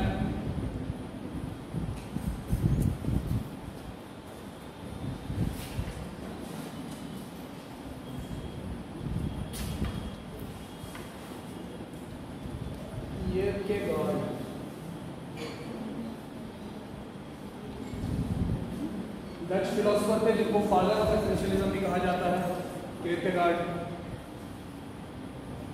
फादर ऑफ एग्जिस्टेंशियलिज्म की हम बात कर रहे हैं। तो एग्जिस्टेंशियलिज्म कहता है कि हमें जो भी लेबल दिए जाते हैं, ठीक है, वो हमारे जीवन काल में ही मिलते हैं, पहले से नहीं लगाने चाहिए लेकिन, ठीक। किस तरह के लेबल्स हमें पहले से बता दिया जाता है, इनका रोल ये रहेगा, इनका रंग रूप काठी ये होगा, इनकी जाति ये है, इनकी नेशनैलिटी ये है। तो एग्जिस्टेंशियल फिलॉसफी, किरकेगार्ड, कॉफमैन, सार्ट्रे, इन लेबल्स के अगेंस्ट हैं। ये जितने लेबल संसार हम पे लगाता है उसके अगेंस्ट है, ठीक है। आप कह रहे हो कि हाँ कल को यहाँ बच्चा पैदा होने आता है वो भारतीय होगा, कल को वो अपनी सिटीजनशिप छोड़ के बाहर जाता है, निर्णय लेगा, आप कैसे कह सकते हो भारतीय है ना? हम पहले से उसका एसेंस नहीं बोल सकते कि वो भारतीय है, वो होगा, वो एक एंटिटी है, एक अस्तित्व में आया है, वो कल को वो निर्णय लेगा, ठीक है भाई, बर्थ वो उस समय जब पैदा हुआ तो उसके हाथ में नहीं है, वो नेशनल इंडियन नेशनल उसको कह दिया, लेकिन जब भी वो निर्णय ले सकता है वो पूरे विश्व में कहीं नहीं जा सकता है। आपने उसको बोला कि वो भला भगवान को मानेगा क्योंकि वो उस परिवार में पैदा हुआ है, कल को वो नास्तिक हो सकता है, कल को वो दूसरा धर्म अपना सकता है, तो यानी उसने अपना जीवन गाथा स्वयं लिखी, ठीक है। तो जो लोग भी एग्जिस्टेंस वाली फिलॉसफी में बिलीव करते हैं वो स्वयं अपनी जीवन की कहानी लिखने में विश्वास रखते हैं। सोशल प्रेशर्स या सोशल कंडीशंस उसको फॉर्म नहीं करेंगे अगर आप एग्जिस्टेंशियलिज्म में विश्वास रखते हैं। सोसाइटी आपके रोल्स डिसाइड नहीं करेगी, आप एक फ्री विल हैं। एग्जिस्टेंशियल फिलोसफर सार्ट्रे कहते हैं कि you are a free will, you can choose for yourself. आप अपना धर्म चूज कर सकते हो, आप अपना राष्ट्र चूज कर सकते हो, आप अपना प्रोफेशन चूज कर सकते हो, आप जीवन जीने का तरीका चूज कर सकते हो।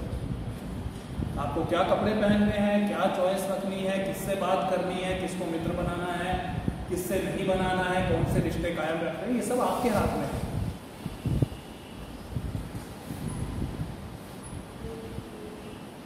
बताएं, एग्जिस्टेंशियलिज्म कुछ पूछना है इसमें, इन दोनों चीजों में फर्क समझ में आया?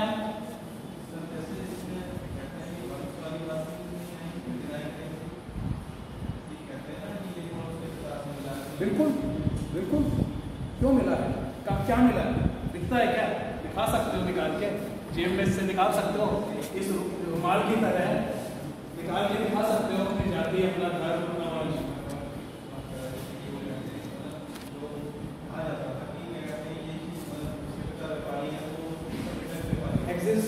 एग्जिस्टेंशियलिज्म सबको मना करता है, कहता है आप फ्री विल हो, ठीक है, आप एक बार आ गए हो संसार में, उसके बाद आप अपने जीवन को खुद रख सकते हो, ठीक है, थोड़ा टाइम समझ में आया भाई आप जब तक बेबी हो ग्रो करें, लेकिन एक बार आप 16, 17, 18 साल के हो गए, फिर आप हर निर्णय स्वयं ले सकते हो। पूरी तरह से सोसाइटी से अलग मानता है एग्जिस्टेंशियलिज्म इंसान, ठीक है। आपको जो व्यवसाय चुनना है, आपको जो रास्ता पकड़ना है, पढ़ना है नहीं पढ़ना, व्यवहार करना है नहीं करना, आपके ऊपर है, ठीक है। आपका एग्जिस्ट करना ही आपका एसेंस है। पहले आप एग्जिस्ट कर रहे हो, सांस ले रहे हो, फिर आप अपने एसेंस लिखोगे। जो हम एसेंस की बात कर रहे हैं, ट्रेड्स, क्वालिटीज की बात, वो आप डिसाइड करोगे। एग्जिस्टेंस रिसीव करना है। कहां से आया ये थॉट?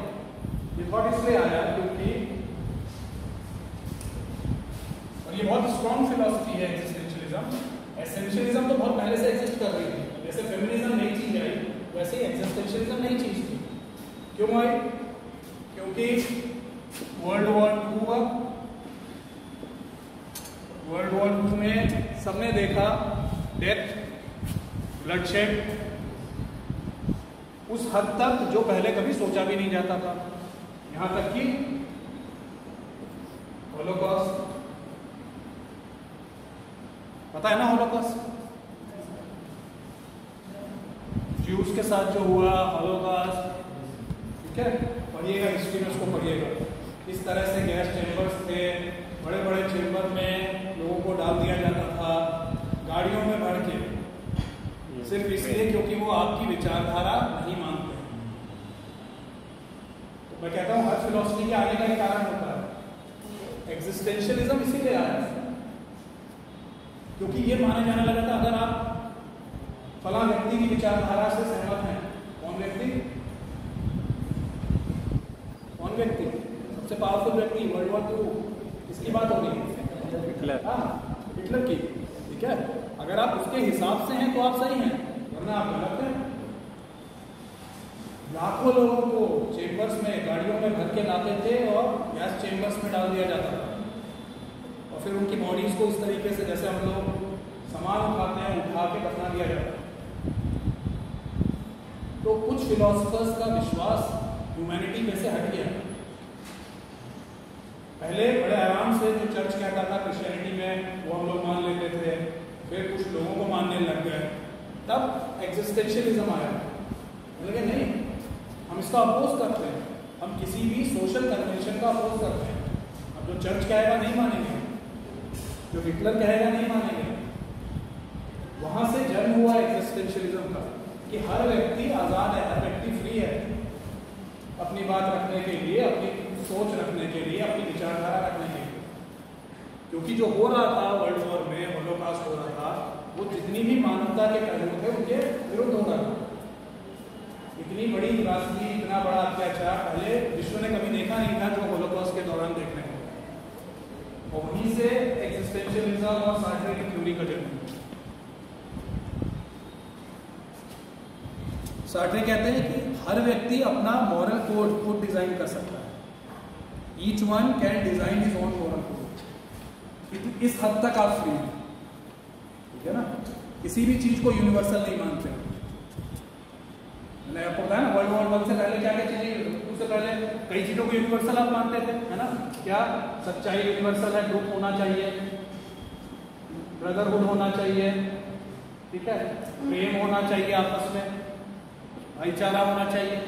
ये सारी चीजें खत्म हो गई जब वर्ल्ड वॉर 2 देखा लोगों ने। तो सार्ट्रे कहते हैं कि कुछ भी यूनिवर्सल नहीं है। हर व्यक्ति अस्तित्ववाद में अपने खुद मॉरल कोड डिसाइड कर सकता है, फ्री विल है, ठीक है। कोई कंट्री या कोई पर्सन या कोई रिलीजन हमारी लाइफ कैसे चलेगी ये डिसाइड नहीं करेगा। ये सार्ट्रे का कहना है।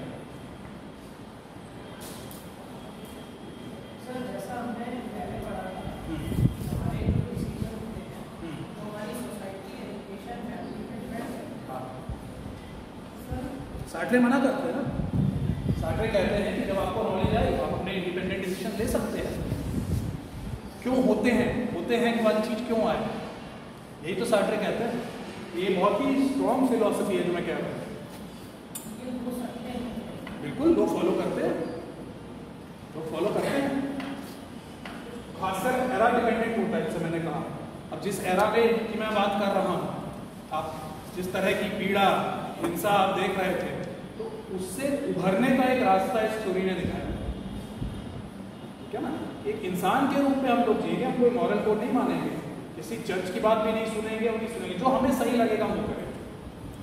ठीक है, उस तरह की सोसाइटी की बात है, हम अपने कुछ मॉरल कोड्स डिसाइड करेंगे।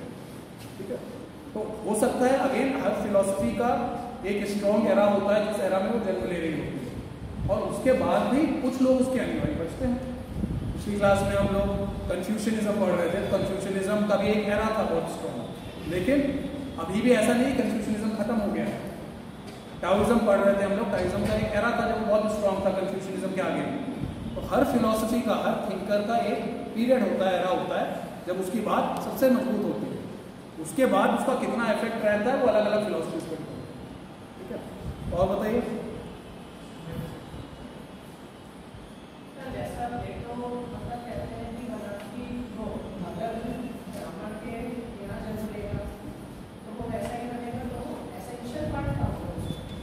कुछ ऐसे प्लेटो कहते हैं एसेंस प्रीसीड्स एग्जिस्टेंस, यानी उस बच्चे के एग्जिस्टेंस में आने से पहले ही प्लेटो ने कह दिया कि क्योंकि वो ब्राह्मण परिवार बनारस और उसके पिताजी महंत रहे हैं और ये सारी चीजें उनको पता थी, तो उन्होंने उसका एसेंस, उस बच्चे का एसेंस पहले से बता दिया।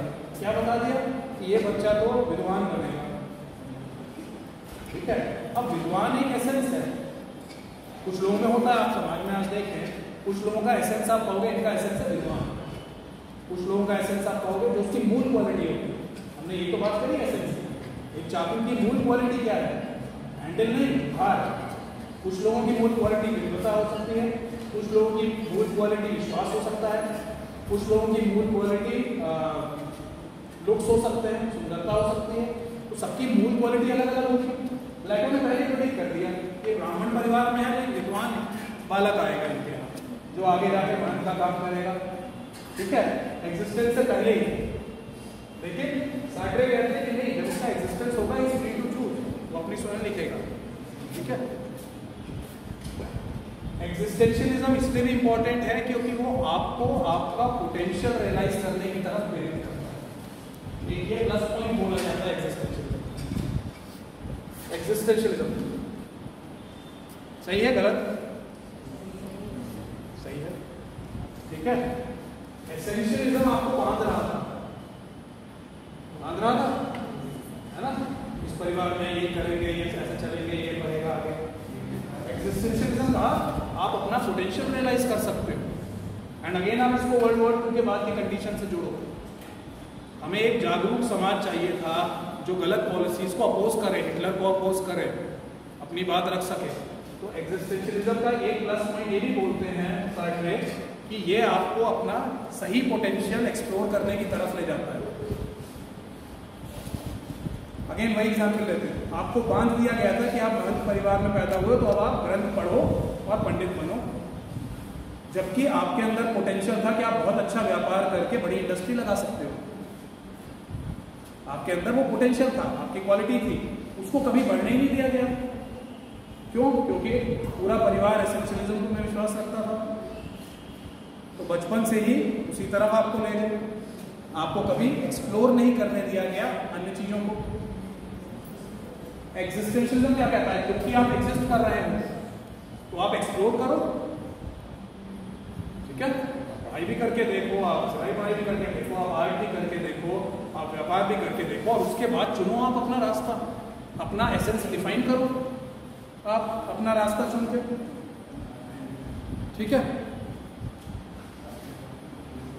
एग्जिस्टेंशियलिज्म से जो अगली डिबेट जुड़ जाती है वो जुड़ जाती है ऑथेंटिसिटी। ऑथेंटिसिटी नोट कर लो।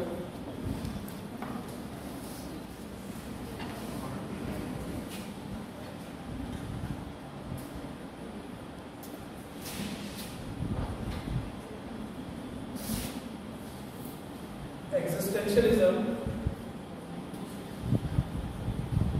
3 पिलर्स पे खड़ा है। इसके 3 पिलर्स बोले जाते हैं, चॉइस, फ्रीडम और सेल्फ कमिटमेंट। चॉइस क्लियर है? अभी हम लोग ये पढ़ रहे थे, हर व्यक्ति अपनी चॉइस कर सकता है, उसे क्या बनना है, कहाँ जाना है, चॉइस पे है। फ्रीडम, आप आजाद हैं, आपको किसी सोशल फाउंडेशन में, किसी धर्म में, किसी जाति ने रोक नहीं रखा है, ठीक है? आप फला जाति में, इसका मतलब आप यही काम करेंगे, फ्रीडम है आपके पास। एग्जिस्टेंशियलिज्म कहता है, ठीक है? पसंद आने लगेगा एग्जिस्टेंशियलिज्म। जितना आप एग्जिस्टेंशियलिज्म को समझेंगे उतना वो पसंद आएगी, ठीक है? And self commitment.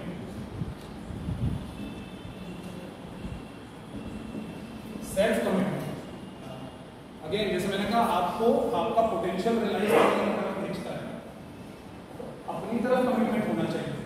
मेरा कमिटमेंट मुझसे है, क्योंकि मेरा अस्तित्व मुझसे है, मेरे परिवार से मेरा अस्तित्व नहीं है।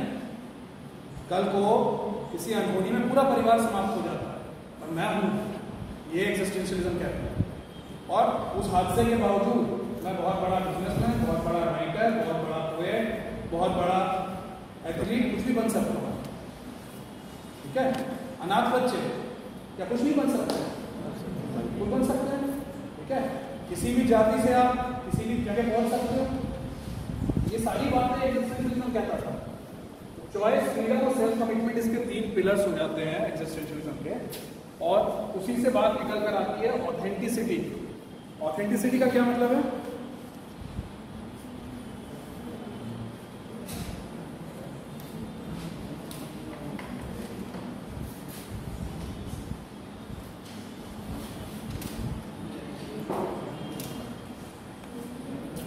जो भी व्यक्ति चॉइस, फ्रीडम और सेल्फ कमिटमेंट से चल रहा है वो ऑथेंटिसिटी पूर्ण कार्य कर रहा है, ठीक है? ऑथेंटिसिटी का वैसे मतलब होता है कि सही, सच्चा, जेन्युइन। हम लोग कहते हैं कि ये चाइनीज माल है, ये ऑथेंटिक माल है, ठीक है? चाइनीज को यूज करा जाता है नकली माल के लिए, ठीक है? और ये ऑथेंटिक है, सही है, ठीक है? जैसे ये बनारसी साड़ी ऑथेंटिक है। जब हम ऑथेंटिक शब्द यूज करते हैं, इसका मतलब हम गारंटी ले रहे हैं कि ये सच में बनारस के जुलाहों से ही आई है, कहीं और से लाके लेबल नहीं लगाया गया। तो ये मतलब होता है ऑथेंटिक का, ठीक? लेकिन जब हम ऑथेंटिसिटी को एग्जिस्टेंशियलिज्म के साथ पढ़ते हैं तो डिबेट यही आती है कि एग्जिस्टेंशियलिज्म हमें ये चीजें सिखा रहा है, ठीक है? हमें अपने प्रति, सेल्फ के प्रति ऑथेंटिक रहना है, यही सिखा रहा है ना, जेन्युइन रहना है। पर लीडरशिप में जब हम आगे बढ़ते हैं, जब हम लीडरशिप को डेवलप करते हैं, तो क्या हम इसके प्रति या ऑथेंटिसिटी के प्रति जेन्युइन रह पाते हैं?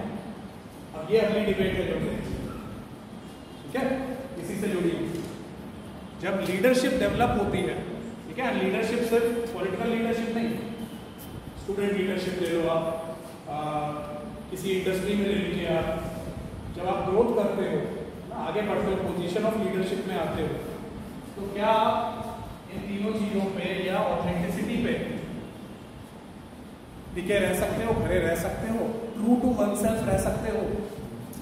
ट्रू टू वनसेल्फ, आप जो हो, जो आपने अपने अस्तित्व को समझा, क्या आप उसके अनुसार आगे बढ़ सकते हो? ये अगली डिबेट है जिसको हम लोग कहते हैं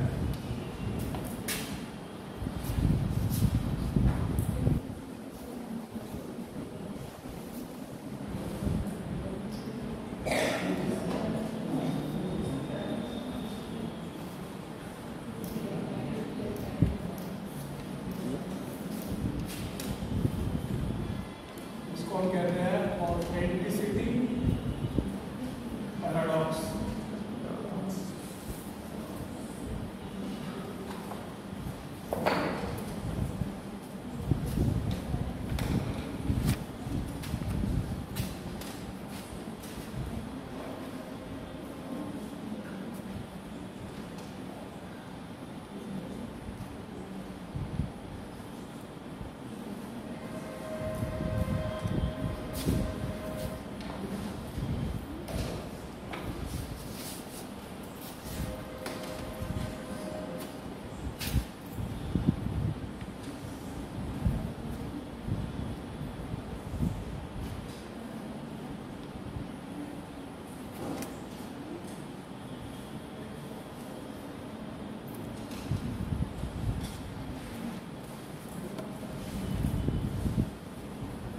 ऑथेंटिसिटी पैराडॉक्स?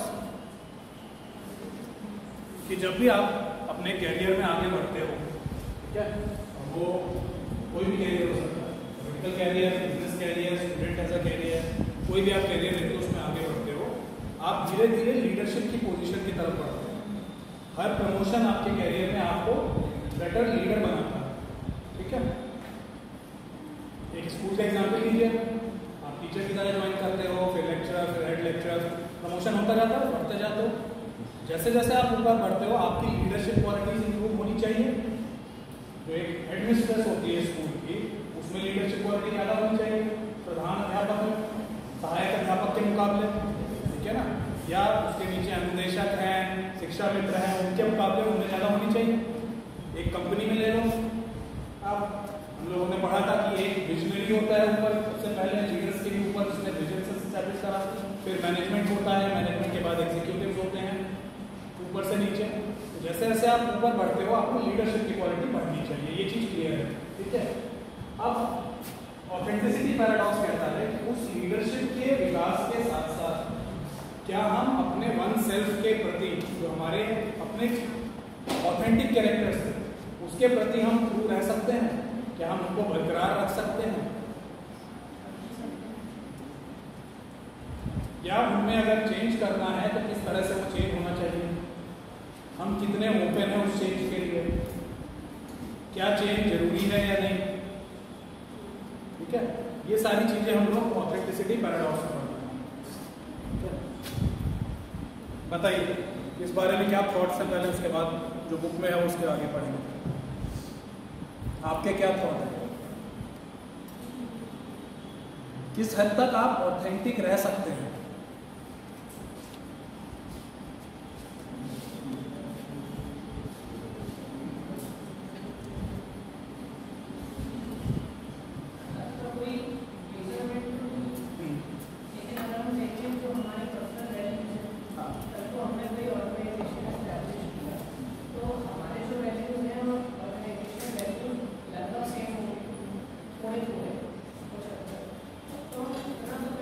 कुछ सेम होंगे, कुछ अलग होंगे, करेक्ट।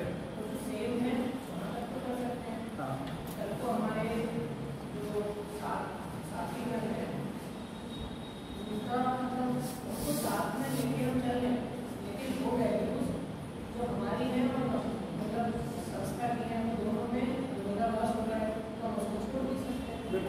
तो ये सारी बातें हम लोग पहले भी कर चुके हैं, इसी को ऑथेंटिसिटी पैराडॉक्स के अंदर पढ़ेंगे कि जरूरी होता है कि हम लोग अपने कंफर्ट जोन से बाहर निकलें।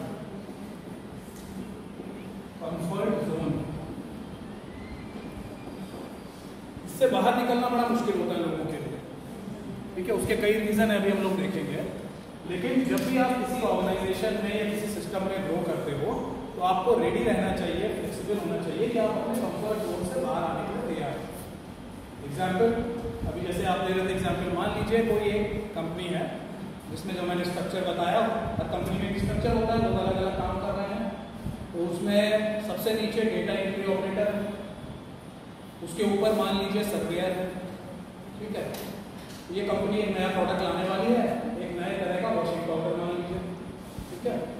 सर्वेयर के ऊपर आपके लाइन्समैन हो गए, प्रोडक्शन लाइन वाले, प्रोडक्शन लाइन के ऊपर मैनेजमेंट हो गया, है ना, एंड मार्केटिंग हो गया मान लीजिए।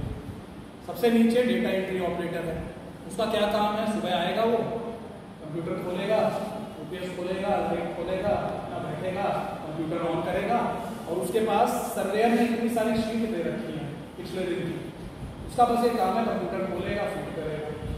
फिर देखा 2 बज गया, लंच हो गया, लंच करा, वापस आया, सीट पे बैठा, 3 बजे से फिर फीडिंग शुरू कर दी, ठीक। यही काम वो पिछले 4 साल से कर रहा है। रोज सुबह घर से आता है, तो बैठता है, कंप्यूटर खोलता है, फीडिंग करता है, लंच करता है, फिर फीडिंग करता है, ठीक है। जो वो फीड करता है उसके आधार पे जो रिपोर्ट बनती है, वो रिपोर्ट फिर पावर पॉइंट प्रेजेंटेशन बनाते हैं उसकी लोग, और उसको फिर मैनेजमेंट के सामने बाद में दूसरे लोग रखते हैं। उसका काम नहीं है रखना, यानी उसकी 4 साल में कौन सी स्किल डेवलप हुई, फीडिंग, है ना, डेटा फीडिंग की स्किल।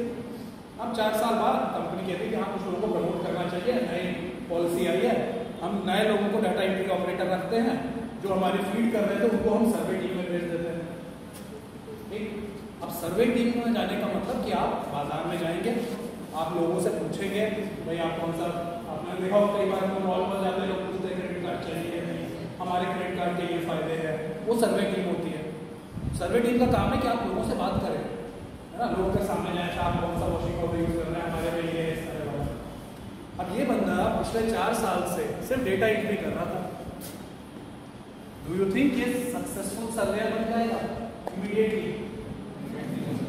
है ना, तो उसको अपने कंफर्ट जोन से बाहर आना होगा अगर उसको सरवाइव करना है एज अ सर्वेयर। यानी उसको कुछ नई स्किल्स अपने में लानी होगी। हो सकता है वो व्यक्ति ये कहे कि मैं ऑथेंटिक रूप से, जो मेरा असली वास्तविक रूप है वो तो कंप्यूटर पे टाइपिंग का है, मैं उससे बाहर नहीं निकलना चाह रहा, थोड़ा सा उसको मैं अपने ऑथेंटिक कैरेक्टर मान चुका हूँ। तो कुछ टाइम तो वो सर्वेयर में जाएगा इधर उधर, फिर ये देखा जाएगा जब एनालिसिस करी जाए कौन सा सर्वेयर कितने फॉर्म भर के लाया, तो इसका हमेशा सबसे खराब होगा। 1 महीने 2 महीने 3 महीने 6 महीने, क्योंकि ये निकल ही नहीं पा रहा उस फॉर्म से बाहर, इसको किसी से बात करने की आदत ही नहीं है। ये आता था चुपचाप टाइपिंग करता था, इसकी स्किल सेट टाइपिंग थी। अब सर्वेयर की स्किल सेट क्या होती है? सर्वेयर को टाइपिंग नहीं आती है, इसने कभी करे ही नहीं। सर्वेयर का क्या काम है? लोगों से बात करना, देखना कि किसको कहाँ टोका जा सकता है। हस्बैंड वाइफ साथ जा रहे हैं, हाँ यहाँ पे वॉशिंग पाउडर बैठने की बात करी जा सकती है, ठीक है ना, ये स्किल है, ये भी एक स्किल है। किस कस्टमर को हम जाके बात बताएं, हाँ ये तो अभी छोटा है, ये तो नया लड़का, इसके पास नहीं जाने की कोई जरूरत है, ये 80 ईयर ओल्ड है, इनके पास नहीं जाएंगे। तो आपकी एक स्किल हो जाती है कि हाँ ये एज ग्रुप है जो हमारे वॉशिंग पाउडर यूज करते हैं, किससे जाके बात करते हैं सर्वे। ये स्किल इसको आती नहीं है, टाइपिंग कर रहा है। तो इसके पास 2 ही रास्ते हैं, फिर तो अपने को कंफर्ट जोन से बाहर आए, अपने को इतना ऑथेंटिक उस चीज में ना माने कि भाई मेरी पिछले स्किल सेट ही मेरी ऑथेंटिसिटी, ठीक है। आपकी ऑथेंटिसिटी और भी कोई चीज हो सकती है, आप अपने उसी स्किल सेट को मत मानिए और नई चीज आप सीखिए कि सर्वेयर में किस तरह से लोगों से मिलना है, पोलाइटली कैसे बात करनी है, कैसे इंटरेक्ट करना है सर्वे फॉर्म को। ये एक एग्जाम्पल है कि जब भी ग्रोथ, और अगर ये सीख जाता है तो ये अच्छा सर्वेयर हो जाएगा। कुछ टाइम में हो सकता है पहले महीने में नहीं, तीसरे चौथे छठे महीने में सर्वे फॉर्म से ज़्यादा आने लग जाए। तो ये एक एग्जाम्पल है ऑथेंटिसिटी पैराडॉक्स में जब बात करते हैं लीडरशिप डेवलपमेंट की। लीडरशिप डेवलपमेंट में 2-3 चीज़ें कही जाती हैं, उसको नोट कर लें। पहले हम देखेंगे कि प्रॉब्लम्स क्या होती हैं लीडरशिप डेवलपमेंट में या ऑथेंटिसिटी पैराडॉक्स में। पहली प्रॉब्लम है unfamiliar role. Unfamiliar role example अभी मैं दे चुका हूँ, ठीक है ना। अनफेमिलियर रोल, ऐसा रोल आपको करने को बोल दिया जाए जो आप नहीं कर रहे थे, अनफेमिलियर रोल। तो ये एक प्रॉब्लम होती है जब भी हम लीडरशिप की तरफ बढ़ रहे हैं, क्योंकि जब भी आप लीडरशिप के में आगे बढ़ोगे एक नया रोल मिल जाएगा।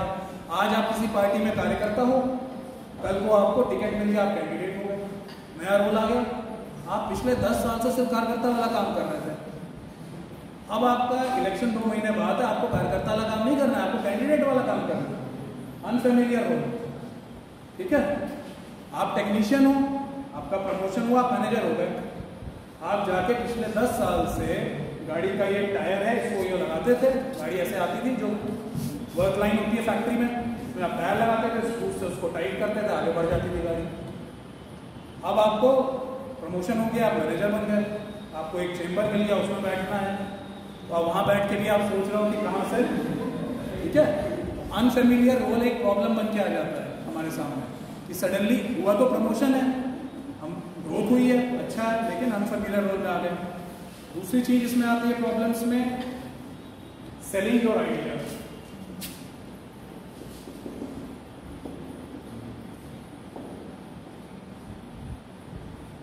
सेलिंग योर आइडियाज क्या है?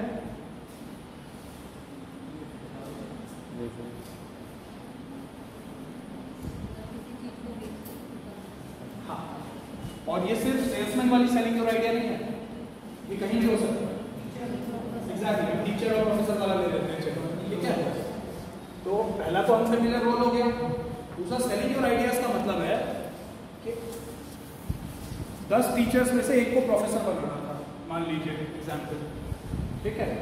और ये 10 टीचर मान लीजिए अलग अलग कॉर्नर में काम कर रहे थे, अलग अलग स्कूलों में काम कर रहे थे, एक कमेटी बैठी थी, उसको कहा कि इन 10 टीचर्स में से किसी एक को हम प्रोफेसर बनाएंगे या हेड टीचर बनाएंगे, ठीक है।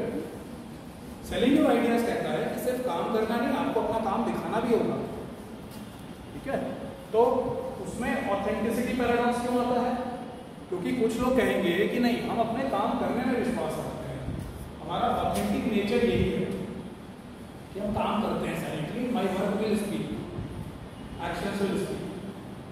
लेकिन लीडरशिप का जो पैराडॉक्स है वो कहता है कि नहीं, आपको अपना काम दिखाना भी होगा, अपने रिज्यूमे के माध्यम से दिखाना होगा, बायोडेटा के माध्यम से दिखाना होगा, या अन्य तरीकों के माध्यम से आपको अपना काम जो भी आपको लीडरशिप में आगे बढ़ाने वाला है, उस समिति के सामने, उस कमेटी के सामने, उन बॉसेस के सामने आपको रखना होगा। तो ये भी एक पैराडॉक्स हो जाता है। एक तरफ आप चाह रहे हो कि नहीं, आप अपना काम करने में विश्वास रखो, आप जो खुद हो उसमें आप विश्वास रखो, लेकिन दूसरी तरफ आपको वो अपना नेचर बदलना होगा हल्का सा, आपको थोड़ा बहुत अपना काम दिखाना भी होगा, अपने आइडिया को सेल करना भी पड़ेगा लीडरशिप के लिए। जैसे हमने कहा अनफेमिलियर रोल में आपको कंफर्ट जोन से बाहर आके नई स्किल लेनी ही पड़ेगी। आपको नहीं, मेरा ऑथेंटिक तो है टाइपिंग, मेरा ऑथेंटिक है कि मैं चुपचाप काम करूँगा, नहीं, आप अगर बाहर बढ़ रहे हो तो आपको उसमें थोड़ा सा चेंज लाना पड़ेगा। कहने का ये मतलब नहीं कि आप काम करना बंद कर दीजिए, सिर्फ पब्लिसिटी करिए, ठीक है, लेकिन उसको अपने ऑथेंटिसिटी से अगर आप जोड़े रखेंगे, रिजिड हो जाएंगे इसको लेकर, तो आपकी लीडरशिप आगे नहीं बढ़ पाएगी। दूसरा इशू आता है सेलिंग योर आइडिया। तीसरा एग्जाम्पल आता है प्रोसेसिंग नेगेटिव फीडबैक।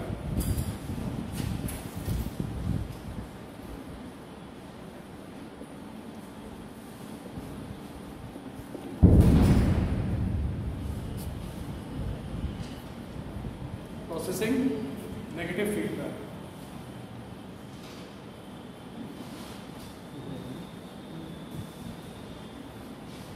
ये 3 प्रॉब्लम्स हैं जो हम लोग फेस करते हैं जब भी हम ऑर्गेनाइजेशन में ऊपर बढ़ते हैं। प्रोसेसिंग नेगेटिव फीडबैक कैसे आती है प्रॉब्लम? सेम एग्जांपल देते हैं। पहले मंथ का सर्वे करा आपने, अब आपकी नई टीम हो गई, आप सर्वेयर्स के साथ गए थे, आप अपने बॉस के पास वापस आए, एक फीडबैक सेशन चल रहा है। बाकी जो 5 लोग हैं सर्वेयर, वो पिछले 4 साल से कर रहे थे, आप पहली बार सर्वेयर बने हो, तो जब बॉस के सामने फीडबैक सेशन चल रहा है तो बाकी सर्वेयर्स कहेंगे सर ये तो बैठ ही रहता है, तो उतने ही इसके फॉर्म्स तो कम कलेक्ट होंगे, है ना। क्यों? क्योंकि ये अप्रोच ही नहीं करता कस्टमर को। तो क्योंकि अब आपका एनवायरनमेंट चेंज हो गया है, तो जाहिर सी बात है आपका जो पहले वर्क स्टाइल सक्सेसफुल था, पहले आप सबसे अच्छे डाटा एंट्री ऑपरेटर थे, क्योंकि आप 4 साल से कर रहे थे, आपकी स्पीड अच्छी थी, यू वर बेस्ट, आपको अवार्ड भी मिला था बेस्ट डाटा एंट्री ऑपरेटर, 20 आपके डाटा एंट्री ऑपरेटर में सबसे अच्छा रिजल्ट आता था। लेकिन जैसे ही आप सर्वेयर बने, उन सर्वेयर्स के बीच में पहले महीने की बात कर रहा हूँ मैं, आप सबसे खराब हो, तो नेगेटिव फीडबैक मिला आपके बारे में। आपके जो अन्य मित्र हैं कहेंगे नहीं सर तो कुछ नहीं करता, बैठा रहता है, ठीक है, इसकी तो स्किल सेट अच्छी नहीं है, कम्युनिकेशन पुअर है इसका, टीम वर्क खराब है इसका। ये आपकी आदत थी, आप 10 बजे आते थे, 10 बजे अपनी सीट पे बैठ के काम करते थे। अब इसमें आपको अलग अलग जगह जाना होता है, आप इंडिविजुअली काम करते थे कि हाँ सर्वे टीम का तरीका अलग है कि आप लोग मिलोगे, डिसाइड करोगे अच्छा तुम उस मॉल में जाओ, आज तुम उधर जाओ, आप पुराने की तरह अपना निकले और किसी एक जगह पहुँच गए, तो आपकी नई टीम क्या बोलेगी सर ये टीम मैन नहीं है, ठीक है, इसका कम्युनिकेशन पुअर है, तो इसको कम्युनिकेशन की कभी जरूरत ही नहीं पड़ी, तो फीडिंग करता था बैठ के, तो नेगेटिव फीडबैक आने लगा है। अब उसको आप प्रोसेस कैसे करोगे, ये आपके ऊपर, या फिर आप उन्हीं नेगेटिव फीडबैक को लेके और कॉन्फिडेंट हो जाओ कि नहीं मुझसे तो ये सर्वे का काम हो ही नहीं सकता, एंड आप बॉस के सामने हाथ जोड़ के खड़े हो जाओ कि नहीं सर मुझे वापस वहीं कर दीजिए, मैं वहीं। एक तरीका ये है। दूसरा तरीका है कि नहीं आप उसको पॉजिटिवली प्रोसेस करो, आप देखोगे कि इन लोगों में क्या क्वालिटी है जो पिछले 4 साल से ये काम कर रहे हैं, या इस महीने बेस्ट सर्वेयर कौन रहा, तो आप अपने कंफर्ट जोन के बाहर आए, आपने अपने को उस ऑथेंटिसिटी पैराडॉक्स से बाहर निकाला कि हाँ मैं इसका ये पॉइंट अडैप्ट कर देता हूँ। जैसे आप कह रहे थे कि कुछ चीजें अडैप्ट भी करनी पड़ती है नए एनवायरनमेंट के लिए, कितने हद तक अडैप्ट करना है वो वेरी करेगा सिचुएशन टू सिचुएशन। अगर कोई हुनर है, कोई स्किल सेट है जो आप आसानी से आपके मूल्यों सिद्धांतों के खिलाफ नहीं जा रहा है जैसे, उसको अडॉप्ट कर लो। लेकिन किस हद तक करना है, मान लीजिए इसमें झूठ बोलना पड़ रहा हो एंड आप क्लियर हो कि आप किसी भी हद तक झूठ तो नहीं बोलोगे। एक चीज हो गया कि इसमें टीम वर्क की जरूरत है, आके सुबह मिलना होता है, मिलकर डिसाइड करना होता है कौन कहाँ जाएगा, इतना आप करने को तैयार हो। लेकिन फिर उसके बाद दूसरा आपको पता चला कि जो सबसे अच्छा सर्वेयर है वो तो झूठ भी बोलता है, वो गलत डेटा गलत फॉर्म भर लाता है, खुद ही फॉर्म भर देता है ना, 10 फॉर्म तो खुद भर देता है, इसलिए वो नंबर 1 सर्वेयर है। वहाँ पे आपको अपने को रोक लेना होगा, वो आप डिसाइड करोगे। तो पैराडॉक्स का ये मतलब नहीं कि आप हर चीज अडॉप्ट करते चलो। पैराडॉक्स का मतलब है कि किस डिग्री तक आप चेंज करोगे लीडरशिप पोजीशन में आगे बढ़ने। ठीक है,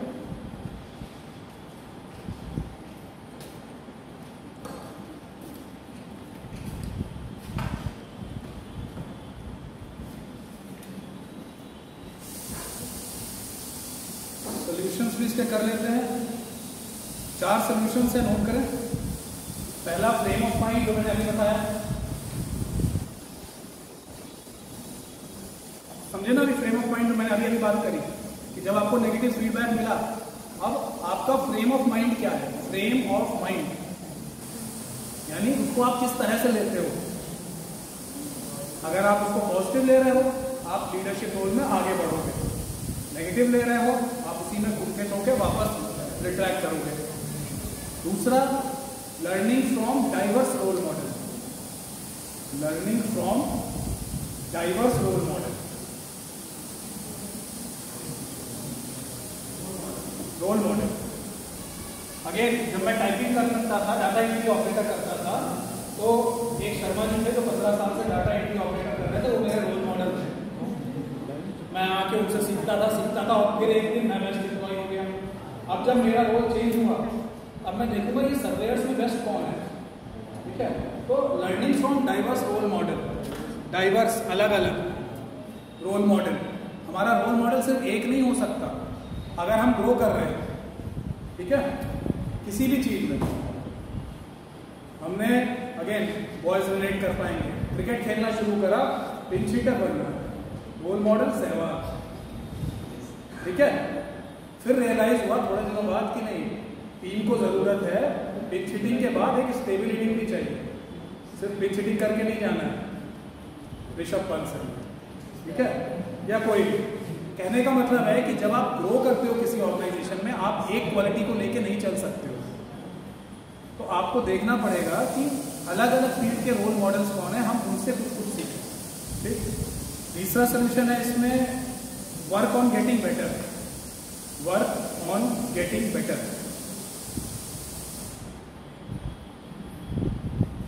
वर्क ऑन गेटिंग बेटर हमें 2 चीजें और बताता है, परफॉर्मेंस गोल और learning goal. Work on getting better, ये हम लोग सॉल्यूशंस की बात कर रहे हैं। ये 3 मैंने प्रॉब्लम्स लिखी थी जो ऑथेंटिसिटी पैराडॉक्स में आती हैं। 4 सॉल्यूशंस हैं इसमें। सॉल्यूशंस में मैंने बताया, पहला फ्रेम ऑफ माइंड, दूसरा learning from diverse role model, तीसरा वर्क ऑन गेटिंग बेटर, यानी हमें खुद के ऊपर काम करना पड़ेगा। अगेन ये एग्जाम्पल में आपको दिख रहा है, पहले महीने परफॉर्मेंस अच्छी नहीं थी, आपने अपने ऊपर काम करना। एंड इसमें 2 चीजें आती हैं, एक होता है परफॉर्मेंस गोल और दूसरा लर्निंग गोल। लिख लें, वर्क ऑन गेटिंग बेटर में 2 पार्ट है, परफॉर्मेंस गोल और लर्निंग गोल। हमारा फोकस लर्निंग गोल पे रहना चाहिए। यानी यही उदाहरण लेते हैं, जब मैं सर्वेयर बना तो मुझे अच्छे सर्वेयर से लर्निंग लेनी है। अगर मैं सिर्फ ये सोचता रहूं कि नहीं महीने के एंड में मुझे 40 फॉर्म जमा करने हैं, तो मैं गलत करने की भी गुंजाइश रखता हूं। मुझे लर्निंग देखनी कि नहीं, इसने तो गलत फॉर्म भरे, मैं इसकी लर्निंग नहीं दूंगा। ये कम्युनिकेशन अच्छा करता है, ये जाके लोगों से बात अच्छी करता है, मैं इससे ये चीज़ सीखूंगा। अगर मैं सीख के आगे बढ़ रहा हूँ तो वो क्वालिटी मेरे अंदर आ जाएगी। लर्निंग गोल, मैं वो क्वालिटी सीख गया, अब वो मुझे आगे काम दे हेल्प करेगा अगले 10 साल तक। लेकिन अगर मैं परफॉर्मेंस गोल पे गया कि नहीं लर्निंग छोड़ो, मुझे महीने के एंड में 40 फॉर्म जमा करना, कैसे तो हो सकता है 1 महीने में कर लूँ, 2 महीने में कर लूँ, कभी ना कभी मैं वो आर्ट नहीं सीख पाऊंगा। ठीक है, अगर दूसरे एग्जाम्पल में ले लीजिए, मैनेजमेंट के एग्जाम्पल में ले लीजिए। ठीक है, सबसे ऊपर वाला जो बॉस है, टॉप बॉस, उसके सामने 5 मैनेजर्स को अपनी रिपोर्ट रखनी है। इनमें से 5 में से एक वो है जो अभी अभी नीचे से मैनेजर बना है, फर्स्ट मंथ है उसका, जाहिर सी बात है उसकी रिपोर्ट खराब होगी, उसकी परफॉर्मेंस उतनी अच्छी नहीं होगी, वो नया नया मैनेजर बना है। अब ये जो बाकी 4 मैनेजर्स हैं, अगर उनसे वो सीखता है कि कैसे मैनेजमेंट करना है तो ठीक है, लर्निंग गोल पे ध्यान देता है। उसने क्या सीखा, अच्छा ये वाला जो मैनेजर है ये रोज शाम को मीटिंग करता है तो इसकी टीम की परफॉर्मेंस अच्छी हो जाती है। ये वाला जो मैनेजर है ये अपने एम्प्लॉइज को पार्टी पे भी ले जाता है तो इसकी टीम अच्छी काम करती है। ये वाला मैनेजर है ये दूसरे अपने जो काम अच्छा नहीं करता उसको निकाल देता है तो ये टीम अच्छी है। तो इसने सीखा सबसे, लर्निंग करी और लर्निंग करके इसने कुछ पॉइंट सबसे उठाए और अगले 2 महीने 3 महीने में इसने भी वही करना शुरू करा। तो ये लर्निंग गोल्स की वजह से अच्छा मैनेजर बनेगा। लेकिन अगर परफॉर्मेंस गोल पे मैं ध्यान रखता नहीं इनका परफॉर्मेंस अच्छा आ रहा है, कैसे आ रहा है, अच्छा उसने ये नहीं देखा कि क्या लर्निंग उठा सकते हैं, सिर्फ ये देखा अच्छा इसने फायर कर दिया फिर मैं भी सबको फायर कर देता हूँ, सबको निकाल देता हूँ, उससे शायद परफॉर्मेंस अच्छा आगे नहीं आएगा। तो आपको उठानी है चीजें, लर्न करनी है और फिर उसको अपनी टीम में लाना। ये हर चीज में है, मैंने आपको 2 एग्जाम्पल दिए। इसी तरह टीचर्स में आप देख सकते हैं, जहां पे भी एक प्रमोशन हुआ, जहां पे भी आप लीडरशिप में आगे बढ़ रहे हैं, आपको ये काम करना होगा। ठीक है, चौथा और last solution, don't stick to your story. Don't stick to your story. ठीक है, ये मत मान के चलिए कि आपके साथ कुछ अनुभव हुए हैं उसी के हिसाब से आगे बढ़ना है।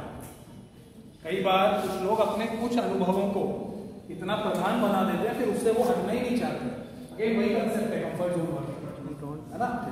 आपके जीवन में कुछ अनुभव हुए, आपने उसको इतना स्ट्रॉन्ग बना लिया कि आप आगे भी बढ़ना चाह रहे हैं।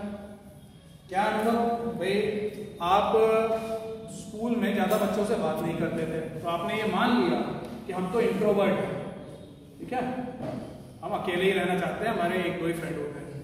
आपको आगे चल के जब आप कॉलेज में गए तो आपको स्टूडेंट यूनियन का इलेक्शन लड़ना है। अब आपने अपनी एक स्टोरी पकड़ रखी है, मैंने क्या लिखा, don't stick to your story.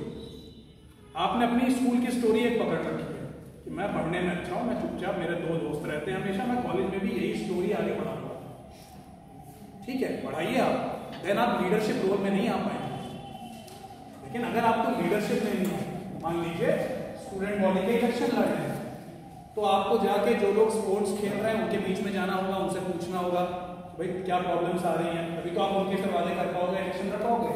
आपको लाइब्रेरी में जाके देखना होगा क्या प्रॉब्लम्स हैं यहाँ पे, आपको कैंटीन में जाके लोगों से बात करनी होगी खाने को लेके क्या प्रॉब्लम है, आपको टीचर्स से जाके बात करनी होगी क्या प्रॉब्लम है, तब आप स्टूडेंट यूनियन का इलेक्शन करोगे। अगर आप अपने रोल पे स्टिक करते हैं कि नहीं मैं तो पढ़ने वाला हूँ, मैं तो 2-3 लोगों से बात करता हूँ, तो नहीं कर पाते ना ये चीज। तो आगे बढ़ने के लिए सोल्यूशन यही है, एक तो कहा जाता है इस पैराडॉक्स में कि don't stick to your story. ये 4 सोल्यूशन हो जाते हैं जो हम लीडरशिप में देखते हैं। नेक्स्ट टाइम हम लोग ऑलमोस्ट थिंकर्स खत्म कर चुके हैं। पनिशमेंट की थ्योरीज पढ़ेंगे, ग्लोबल जस्टिस पढ़ेंगे एंड नेक्स्ट टाइम हम लोग 2-3 केस स्टडीज करेंगे, क्योंकि थिंकर्स वाला पोर्शन खत्म हो जाएगा।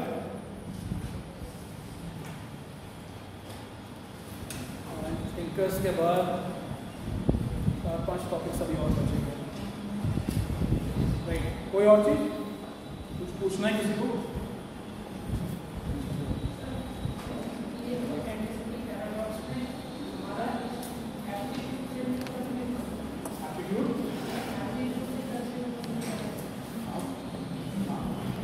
इसको आप एप्टीट्यूड कह रहे हो, उसी को एक तरह से ऑथेंटिसिटी मान लिया है ना। आप उसको मान बैठे हो कि यही हमारा ट्रू सेल्फ है। ठीक है, लोग हमेशा एक्सिस्टेंशियलिज्म से शुरुआत करेंगे, ऑथेंटिसिटी, पैराडॉक्स, एक्सिस्टेंशियलिज्म से शुरुआत करेंगे। एग्जिस्टेंशियलिज्म हमें कहता था अपना ट्रू सेल्फ ढूंढने, ठीक है ना, उसकी ओर प्रेरित करता था। आप प्रेरित हुए, आपको लगा यही हमारा एक ऑथेंटिक सेल्फ है, जिसको हम एप्टीट्यूड भी कहते हैं।